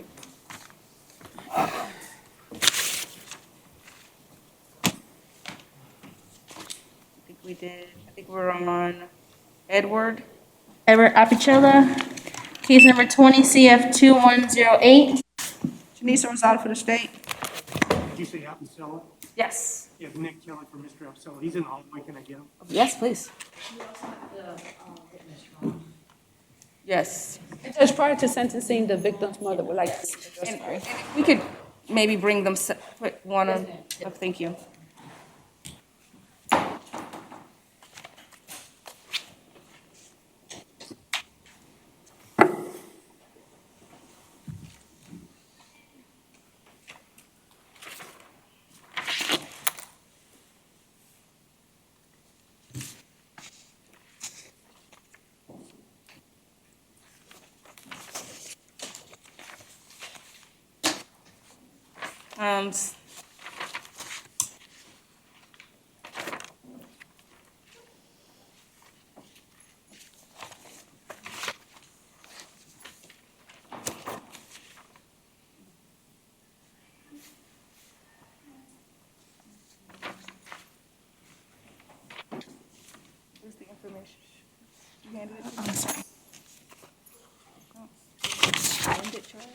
All the amended information on this case. What I said, an amended information. That should be. I got it.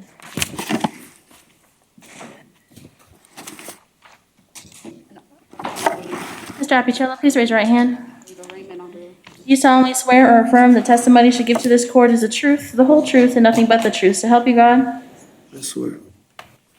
All right, let's just do some preliminary. So it looks like there was a score sheet sent. Did you get a copy of that? Yes, ma'am. I provided that to the Yep, court. I have it. 36 points, there's no objection to the score sheet No, ma'am. currently. And I already went over it with the client. All right, and then I'm going to have my deputy approach with you with one item here that I had a question about. Page 2, what's written in black ink? The reason is when I filled out the original plea form, I used a different pen. Not the color. Is that accurate to my, if you, Oh, yes, I went over with the prosecutor. you did? Okay. Yeah, she's the one that gave me the information. Okay. So which one? Days credit. Oh, the 2 days? Yeah. All right.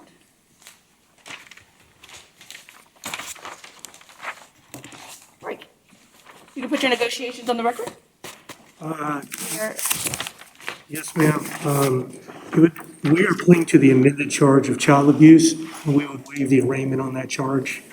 And the agreed upon disposition would be an adjudication, 5 years probation with sex offender special conditions attached to this plea form, which he has signed off on, and I've gone over everything with him.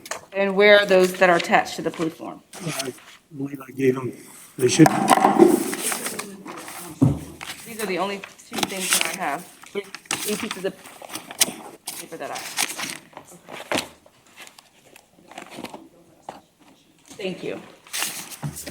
I'm just gonna write special conditions on the top of it here. yes, ma'am, that's right.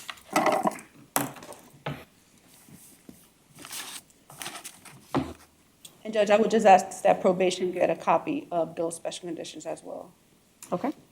Defense? Yeah, they're gonna need them. Yes, I will request that.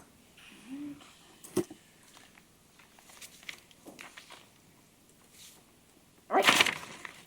Thank you very much. Things that I need to go ahead and start. Can you please state your name and date of birth?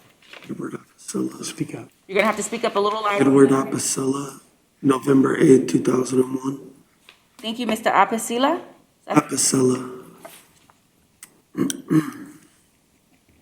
Thank you, Mr. Apicella. Your lawyer tells me that you wish to change your previously entered plea of not guilty and enter a plea of no contest to the following amended charge of child abuse. Is that what you wish to do today? Yes, ma'am. Are you under any influence of drugs, medications, or alcohol today? No, ma'am. Are you suffering from any mental illness or emotional disturbance? No, ma'am. Have you been treated for those in the past? No, ma'am. How far did you go in school? About my junior year, but I recently started finishing up school. I'm actually finishing this week. Do you read and write English? Yes. Did you read and understand the constitutional rights on this plea form? Yes, ma'am. Did you review this plea form with your attorney? Yes, ma'am. And did he answer all the questions that you may have had? Yes, ma'am. Did you understand by entering this plea, you waive and give up each of the constitutional rights listed on this form? Yes, ma'am. Is this your signature Yes, ma'am. on page 4? Yes, ma'am. What are your initials? Yes, ma'am. What are your initials? Oh, EA. Do you understand that the maximum penalty for this specific charge is 5 years in state prison with $5,000 fee plus court costs, cost of investigation, and restitution? Yes, ma'am. Has anybody promised you anything other than what the lawyers placed on your record today? No. Has anybody promised you anything other than what your lawyer has said today? No. No, ma'am. Are you entering this plea freely and voluntarily today? Yes, ma'am. Are you satisfied with your lawyer's representation of you? Yes, ma'am. You should be. He did a great job for you. Do you understand by entering this plea, there will be no trial, and I will impose sentencing on you today? Yes, ma'am. Do you understand if you're not a citizen of the great United States of America, entry of this plea will result in deportation? Yes, ma'am. Do you understand if you're pleading to a sexually violent offense or sexually motivated offense, or if you have been previously convicted of such an offense, entry of this plea may subject you to involuntary civil commitment as a sexually violent offender upon completion of your sentence? Yes, ma'am. Are you aware of any DNA evidence that would exonerate you or free you today? No. State? And Judge, the victim's mother is here. She would like to address the court. Yes. April Evans. Thank you. Yes. Can you spell the last name, please? Can you spell her last name for us? Evans. Thank you.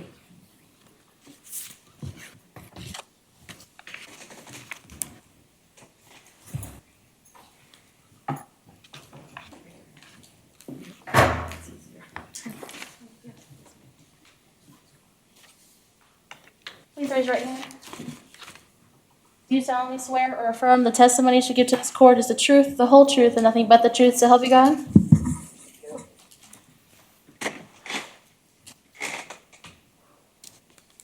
Your name for the record, ma'am? April Evans. All right. Ms. Evans, you would like to be heard in this case? Yes.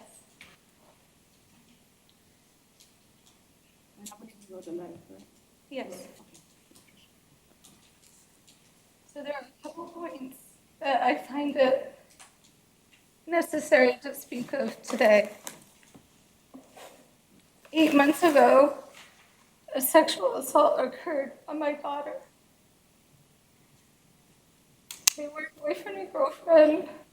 They weren't friends. They knew each other on Snapchat for less than 2 weeks. This is a mother's worst nightmare. Law enforcement, the detectives, the nurse, the victim's advocate have all been here for us and have been wonderful. The counselors and police corrected me a couple times when I had said something about my daughter actually consenting. They would all tell me, no, she didn't. She's 13. She can't consent. About a month ago, Ms. Rosado called to tell me about the plea to child abuse. I told her I disagreed, to which she said to me, and I quote, "Your daughter consented, and this is a normal plea deal in these cases." I have a problem with this. I was shocked and upset. This isn't child abuse by definition. Edward is a father, and from what I understand, he is a good father. He is not a child abuser, and I don't feel right with him being charged for something he didn't do, especially a child abuse charge when you are a parent. If I had known that this would be the outcome, I wouldn't have had my daughter questioned and examined by police, detectives, and the state nurse. We would have dealt with this privately.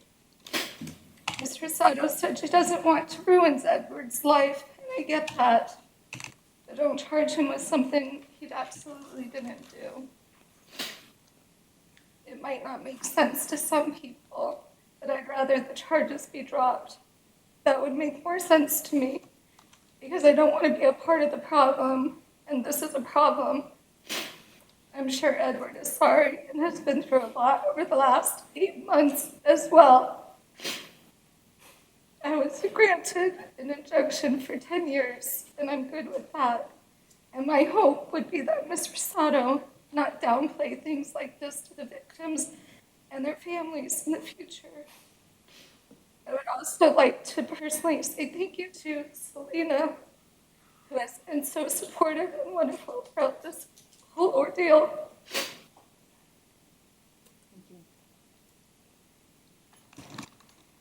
I don't know if you understood. I did. And the court appreciates your input.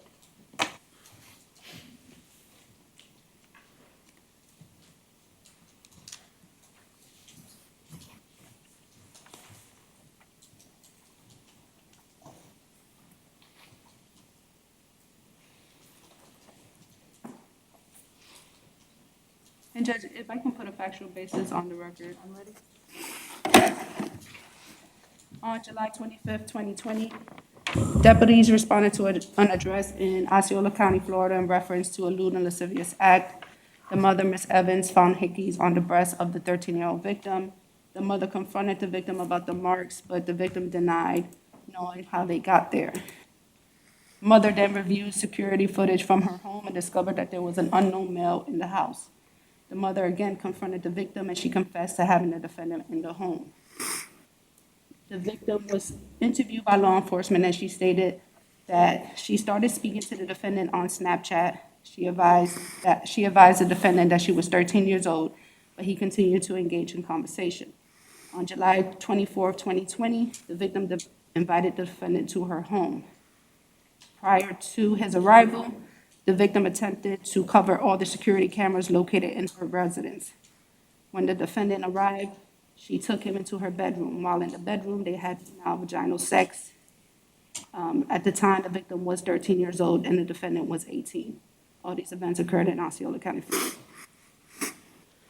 Thank you. Mr. Appicia, I do accept your plea. I find that you're alert and intelligent, that your plea is freely and voluntarily entered, and that you understand the natures of the charges and are represented by competent counsel whom you told me today that you are very satisfied with. I find there's a factual basis for acceptance of this plea. Is there any legal cause why sentence should now not be imposed? Nothing from the defense, Judge. Mr. Appicia, do you have anything you would like to say before I impose the sentence? No. All right, I'm going to go ahead and adjudicate you guilty. I'm going to enter 5 years of probation with sex offender special conditions as follows.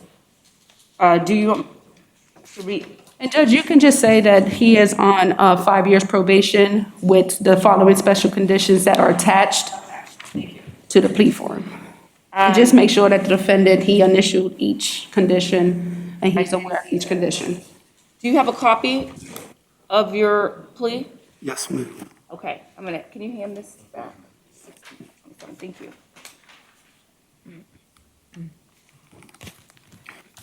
With the 5 years probation with sexual offender special conditions, the attached special conditions are as follows. Do you acknowledge that your signature, your initials, pardon me, are number 16? Yes. 17? Yes, ma'am. 18? Yes, ma'am. Number 19? Yes. Number 20? Yes. Number 20? Yes, ma'am. Number 21? Yes, ma'am. Number 22? Yes, ma'am. Number 23? Yes, ma'am. Number 24? Yes, ma'am. Number 25? Yes, ma'am. Number 26? Yes, ma'am. Number 27. Yes, ma'am. Thank you very much. There are court costs as follows in this case. Court cost is $415. Teen court fee of $3. The cost of prosecution is $100. And a crime against minors fine is $151, which totals to $69, I'm sorry. Do you have a job currently, Mr. Appicia? Yes, ma'am. Do you think you'll be able to pay $25 a month towards the cost of your court costs? Yes, ma'am. Court costs will be paid through the clerk of court. They're going to be $25 a month. You're going to report to probation within 48 hours. Okay? Anything further from the state? Yes, Judge, this is the defendant's first offense, so I'm sure the defense is waiting for his side. Yes, Judge. Thank you.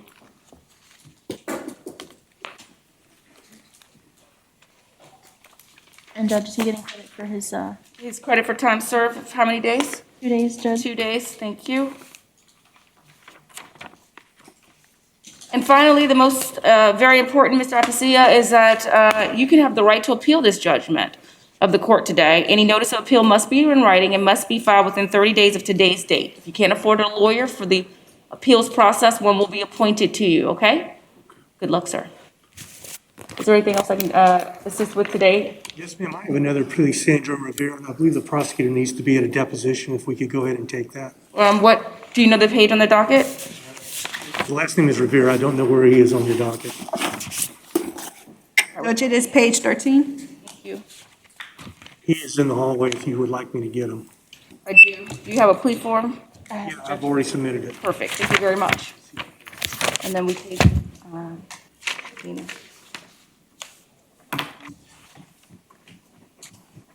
Judge, the same situation, I filed an amended information on this case as well. I didn't hear anything. I filed an amended information on this case as well. And I have that as well. Thank you. My restitution occurred. And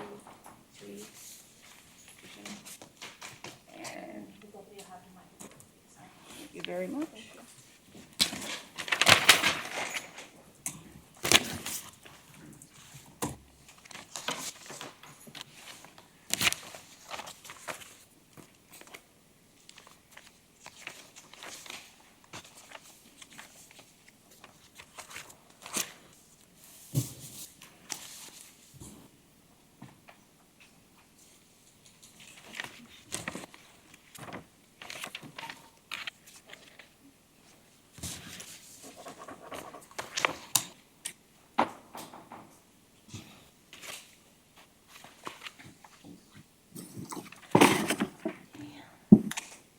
Mr. Rivera, please raise your right hand.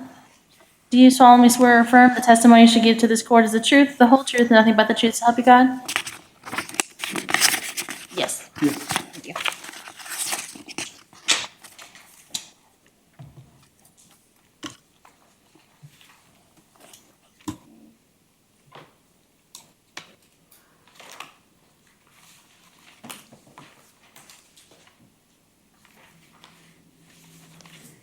All right. I have a score sheet. You've already seen that score sheet. So we've already gone over it with the client. And amended information. Yes, ma'am, it's unlawful use of a two-way communication device. We would waive arraignment on that. Thank you.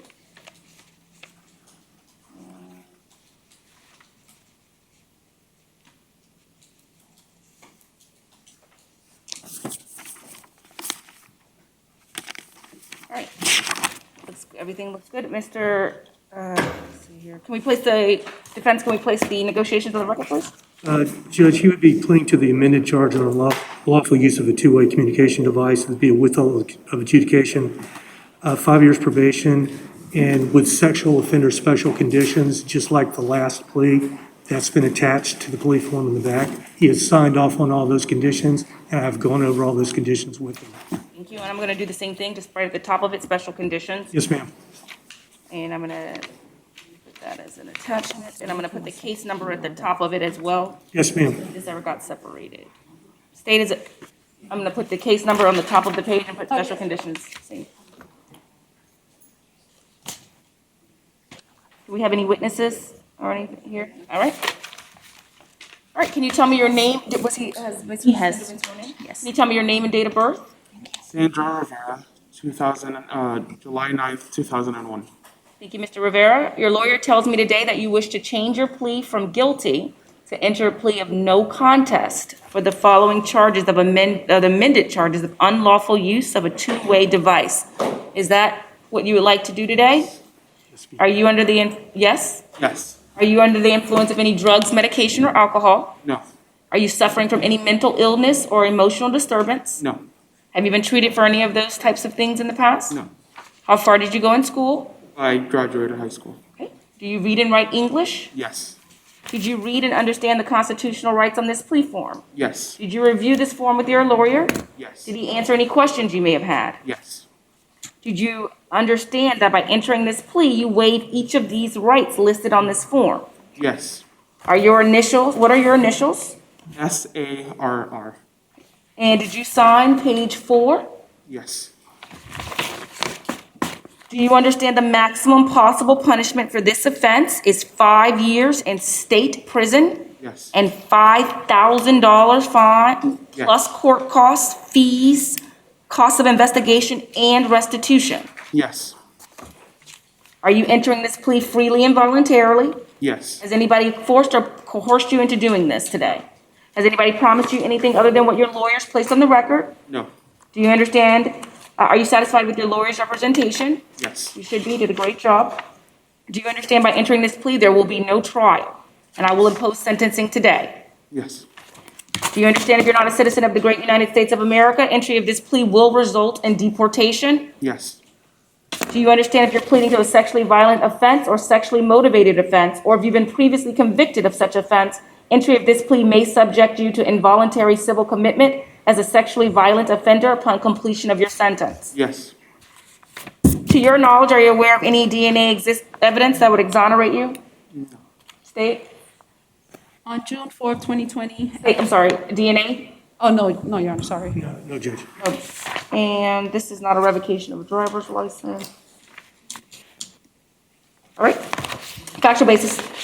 On June 4, 2020, FPLE Cyber Crime Task Force received a tip by the National Center for Missing and Exploited Children from Facebook about uploaded file which depicted child pornography. Facebook provided the name of the account of Sandra Rivera and an IP address. The file was uploaded on March 20th, 2020. A subpoena for the IP address in question showed the defendant as the owner of the account. A search warrant for the defendant's address was signed by a judge and executed by the task force. Post Miranda, the defendant admitted that the Facebook account used in connection with the uploaded video was one he created, and he later admitted to downloading a video which depicted two boys around 10 years of age engaging in penile anal intercourse. In the defendant's cell phone was a still image of the video. Defendant was 18 years old at the time. All these events occurred in Osceola County, Florida. Thank you.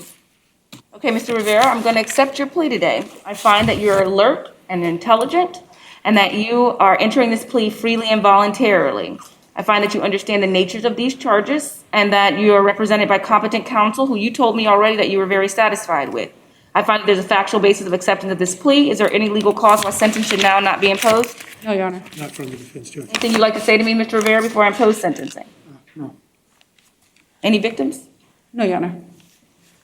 All right. I'm going to adjudicate you guilty. I'm going to withhold adjudication, 5 years probation with sexual offender conditions. There was an attachment to your plea. I'm going to hand this to you. Deputy, thank you. On number 16, is that your initials under your special conditions that are attached to this plea? Yes. Number 17? Yes. Number 18? Yes. Number 19? Yes. Number 20? Yes. Number 21? Yes. Number 22? Yes. Number 23? Yes. Number 24? Yes. And number 25? Yes. Thank you. You're going to go ahead and report to probation within 24 hours.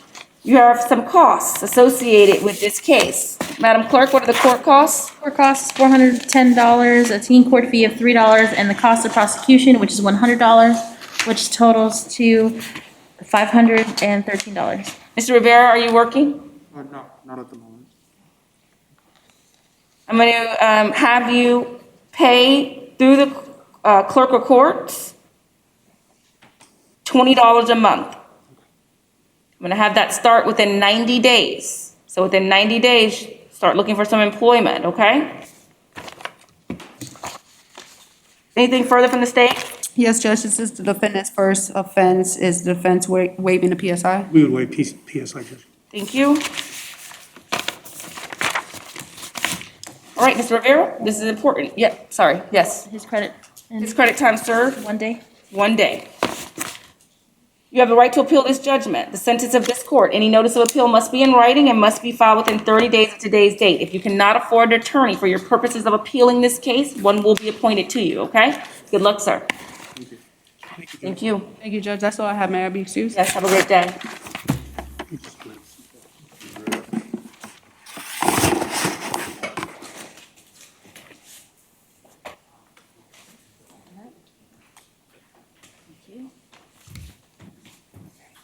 Corporal Wilmot? Yes. Ma'am, do we have Mr. Medina available? He is here, Your Honor, I believe in the hallway.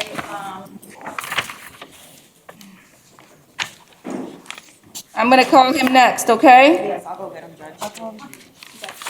Oh, that's sorry, my deputy's coming. Okay. Thank you.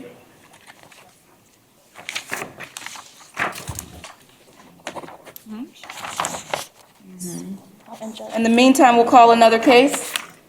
We're back on page 11. So we're on Cortez Jose Ruben. And he has 3 cases, Judge. Are we ready? Ms. Rhodes? Submitted everything. Mr. Cortez's case. And I believe we have some attorneys in the lobby. Oh, thank you. Jose Cortez, case number 20MM2607, 20CF36, and case number 20MM23. Rose Rosas on behalf of Mr. Cortez. Ms. Rosas, did you have the score sheet from the state? Have you had an opportunity to look at it? Yes, Your Honor. I've looked at it. Is there any objections to this? No objection. 43.7 is what I have. Yes, Your Honor, that's correct. Can I get the violations? I'm sorry.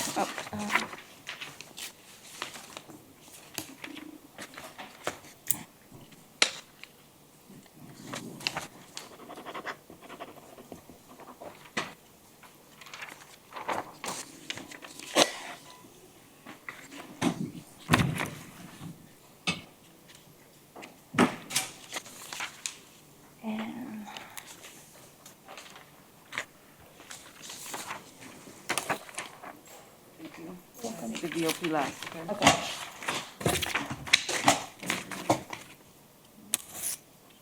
All right. Mr. Kazar, we're going to start off with the following. How I do it is 3 different pleas, 3 separate times. Mr. Cortez. Yes. Good afternoon, sir. Good afternoon. We are here today to take your plea. If you raise your right hand for me, I'm going to swear you in. Do you solemnly swear or affirm the testimony you should give to this court is the truth, the whole truth, and nothing but the truth, so help you God? Yes. We're here for 3 cases today, so you may hear some information being repeated again. I mean, you may hear the same question once or twice that I'm asking you, okay? It's because we're going to be separating them. I just want you to be aware of that. I understand. Thank you. Your attorney is here as well, in the courtroom. Okay. All right. All right, Attorney Rosas, if you can go ahead and put in negotiations for the following case number, 20MM2607 on the record. Yes, Your Honor. In this case, Mr. Cortez will enter a plea of no contest.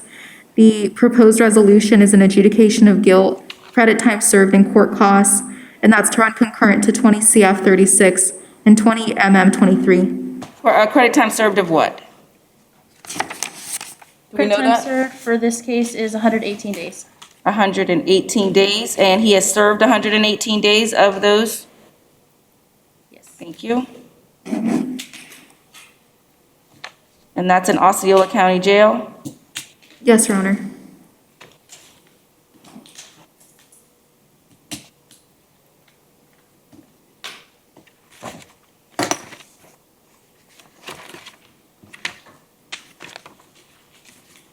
Can you please put the negotiations on the record for 20MM23?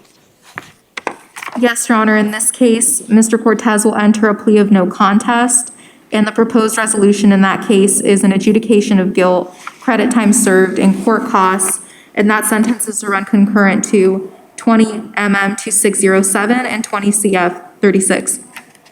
Credit time served of? 165 days? Of which he has served? Yes.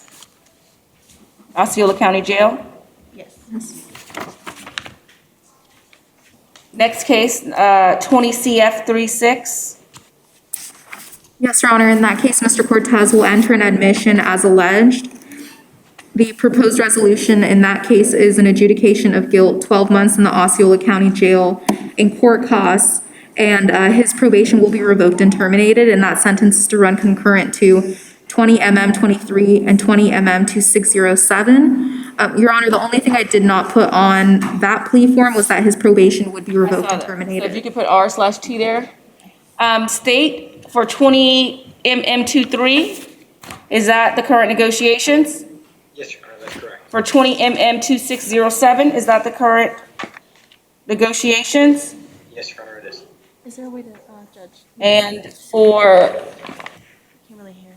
yeah, Mr. Kazar, can you, Attorney Kazar, can you speak up for me, please? In a case number 20 CF36 and the violation of probation. Yes, that's correct. All right. Thank you very much. Let's go ahead and.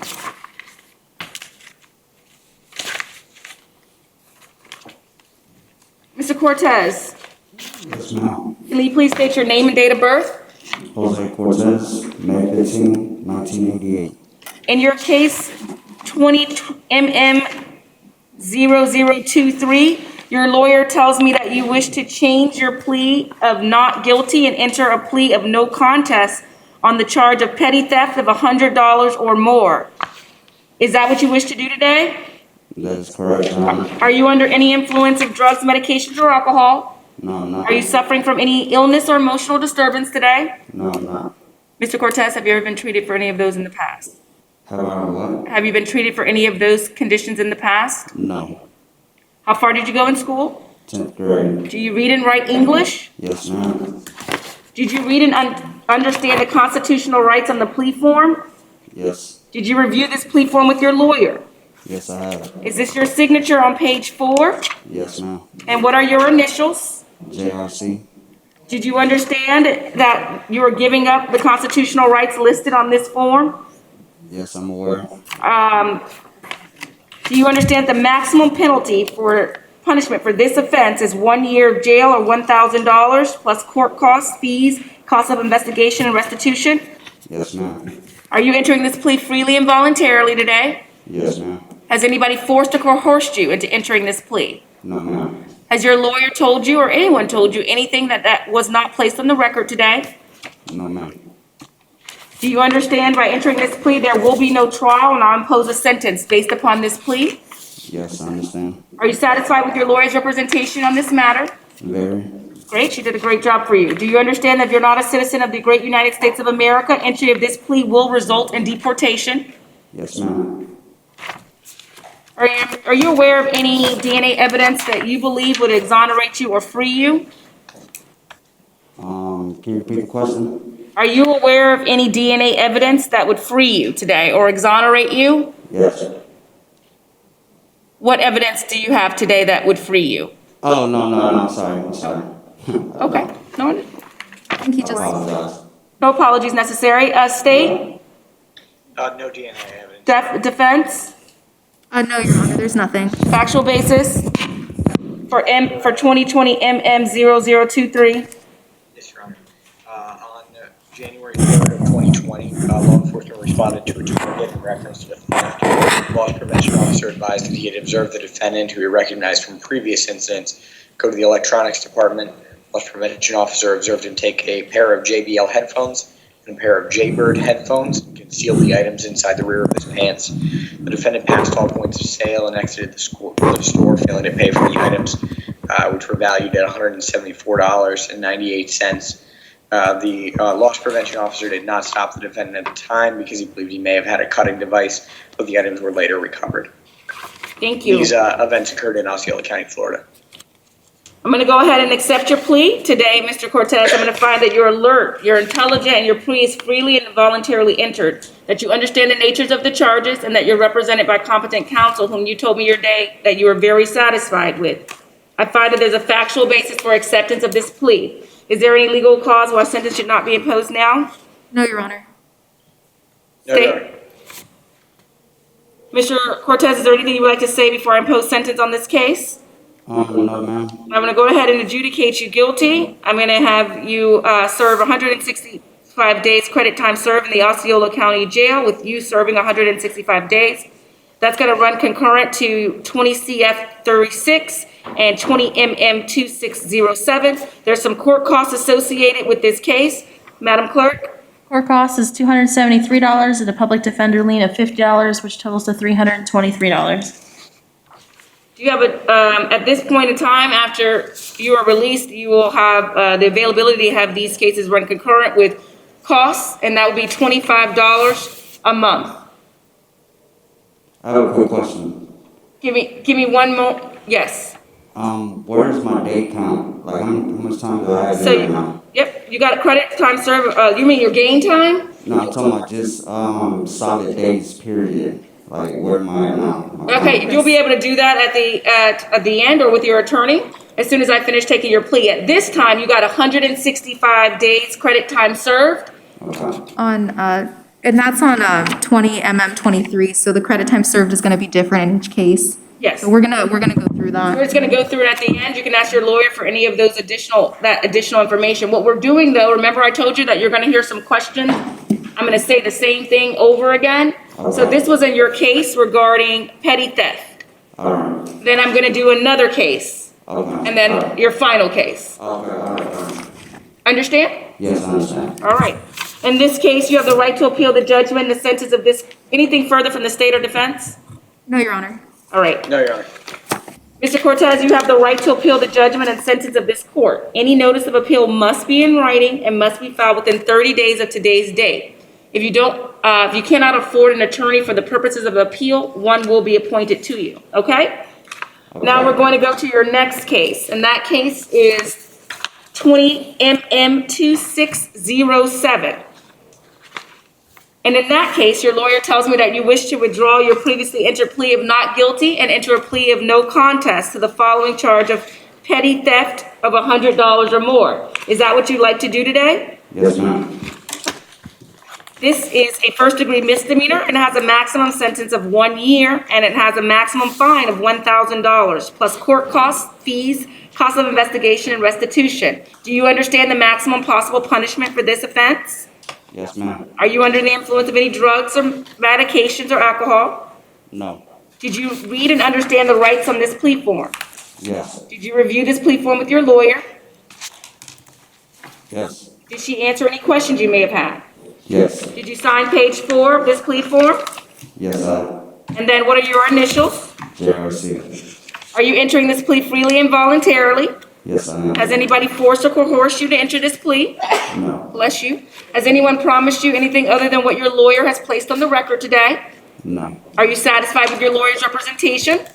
Yes. Do you understand by entering this plea there will be no trial and I'll impose sentence based upon this plea? Yes. Do you understand if you're not a citizen of the great United States, entry of this plea will result in deportation? Yes. Is there a driver's license privilege issue here? Not for this one, Judge. All right, factual, is there any DNA evidence that you think would exonerate you in this case, Mr. Cortez? Yes. And what would that DNA evidence be? Oh, I'm sorry. I'm sorry. I don't know why I keep answering yes or no. It's okay. Is that, can you re-answer the question then? Are you aware of any existence of any DNA evidence that would exonerate you today? No. State? No. Defense? There's nothing, Your Honor. Factual basis? Yes, Your Honor, on October 22nd of 2020, Walmart loss prevention officer observed the defendant conceal $115.77 worth of merchandise and exit the store without paying.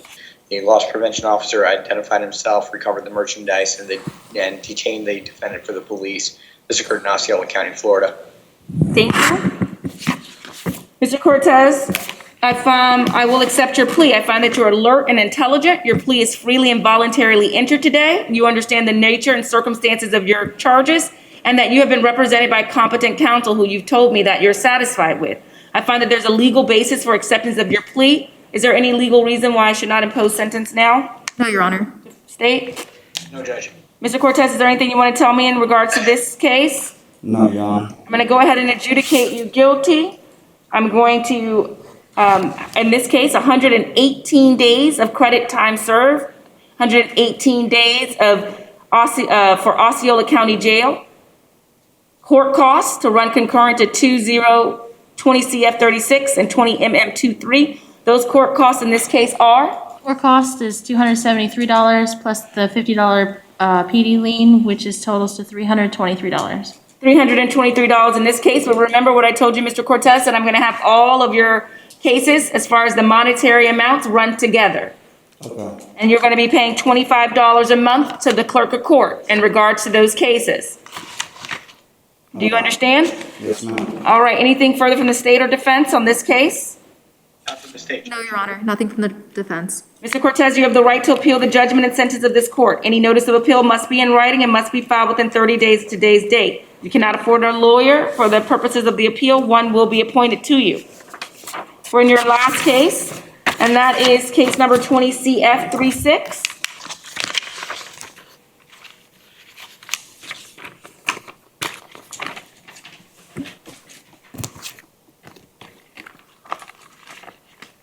In that case, you are you are changing your previously entered denial and then entering a plea of admittance.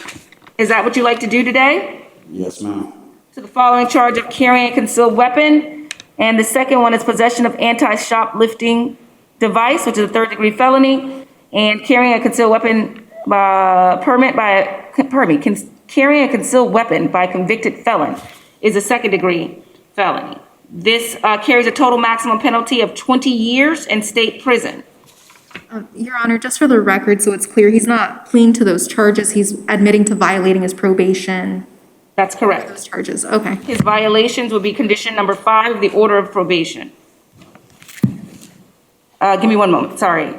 So I'm going to start over again, just so the record is clear. So you are understanding that you are on probation and community control for the following charges. 1, carrying a concealed weapon. Count 2, possession of anti-shoplifting device, which carried a total maximum penalty of 20 years in state prison. Today, you have violated condition number 5 of your order of probation by failing to live without violating any new law by being arrested for the criminal offense of petty theft on October 22nd, 2020 in Osceola County. Do you understand that? Yes, ma'am. You are giving up some rights today.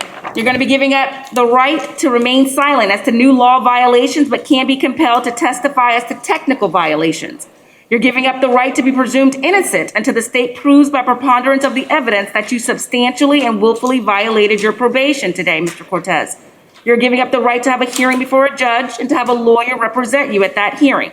Lawyers can cross-examine state witnesses, they can call witnesses on your behalf, and they can present evidence on your behalf. Do you understand that you're giving up those today, giving up all those rights by entering this plea today? Yes, ma'am. And do you admit to the violation of condition of number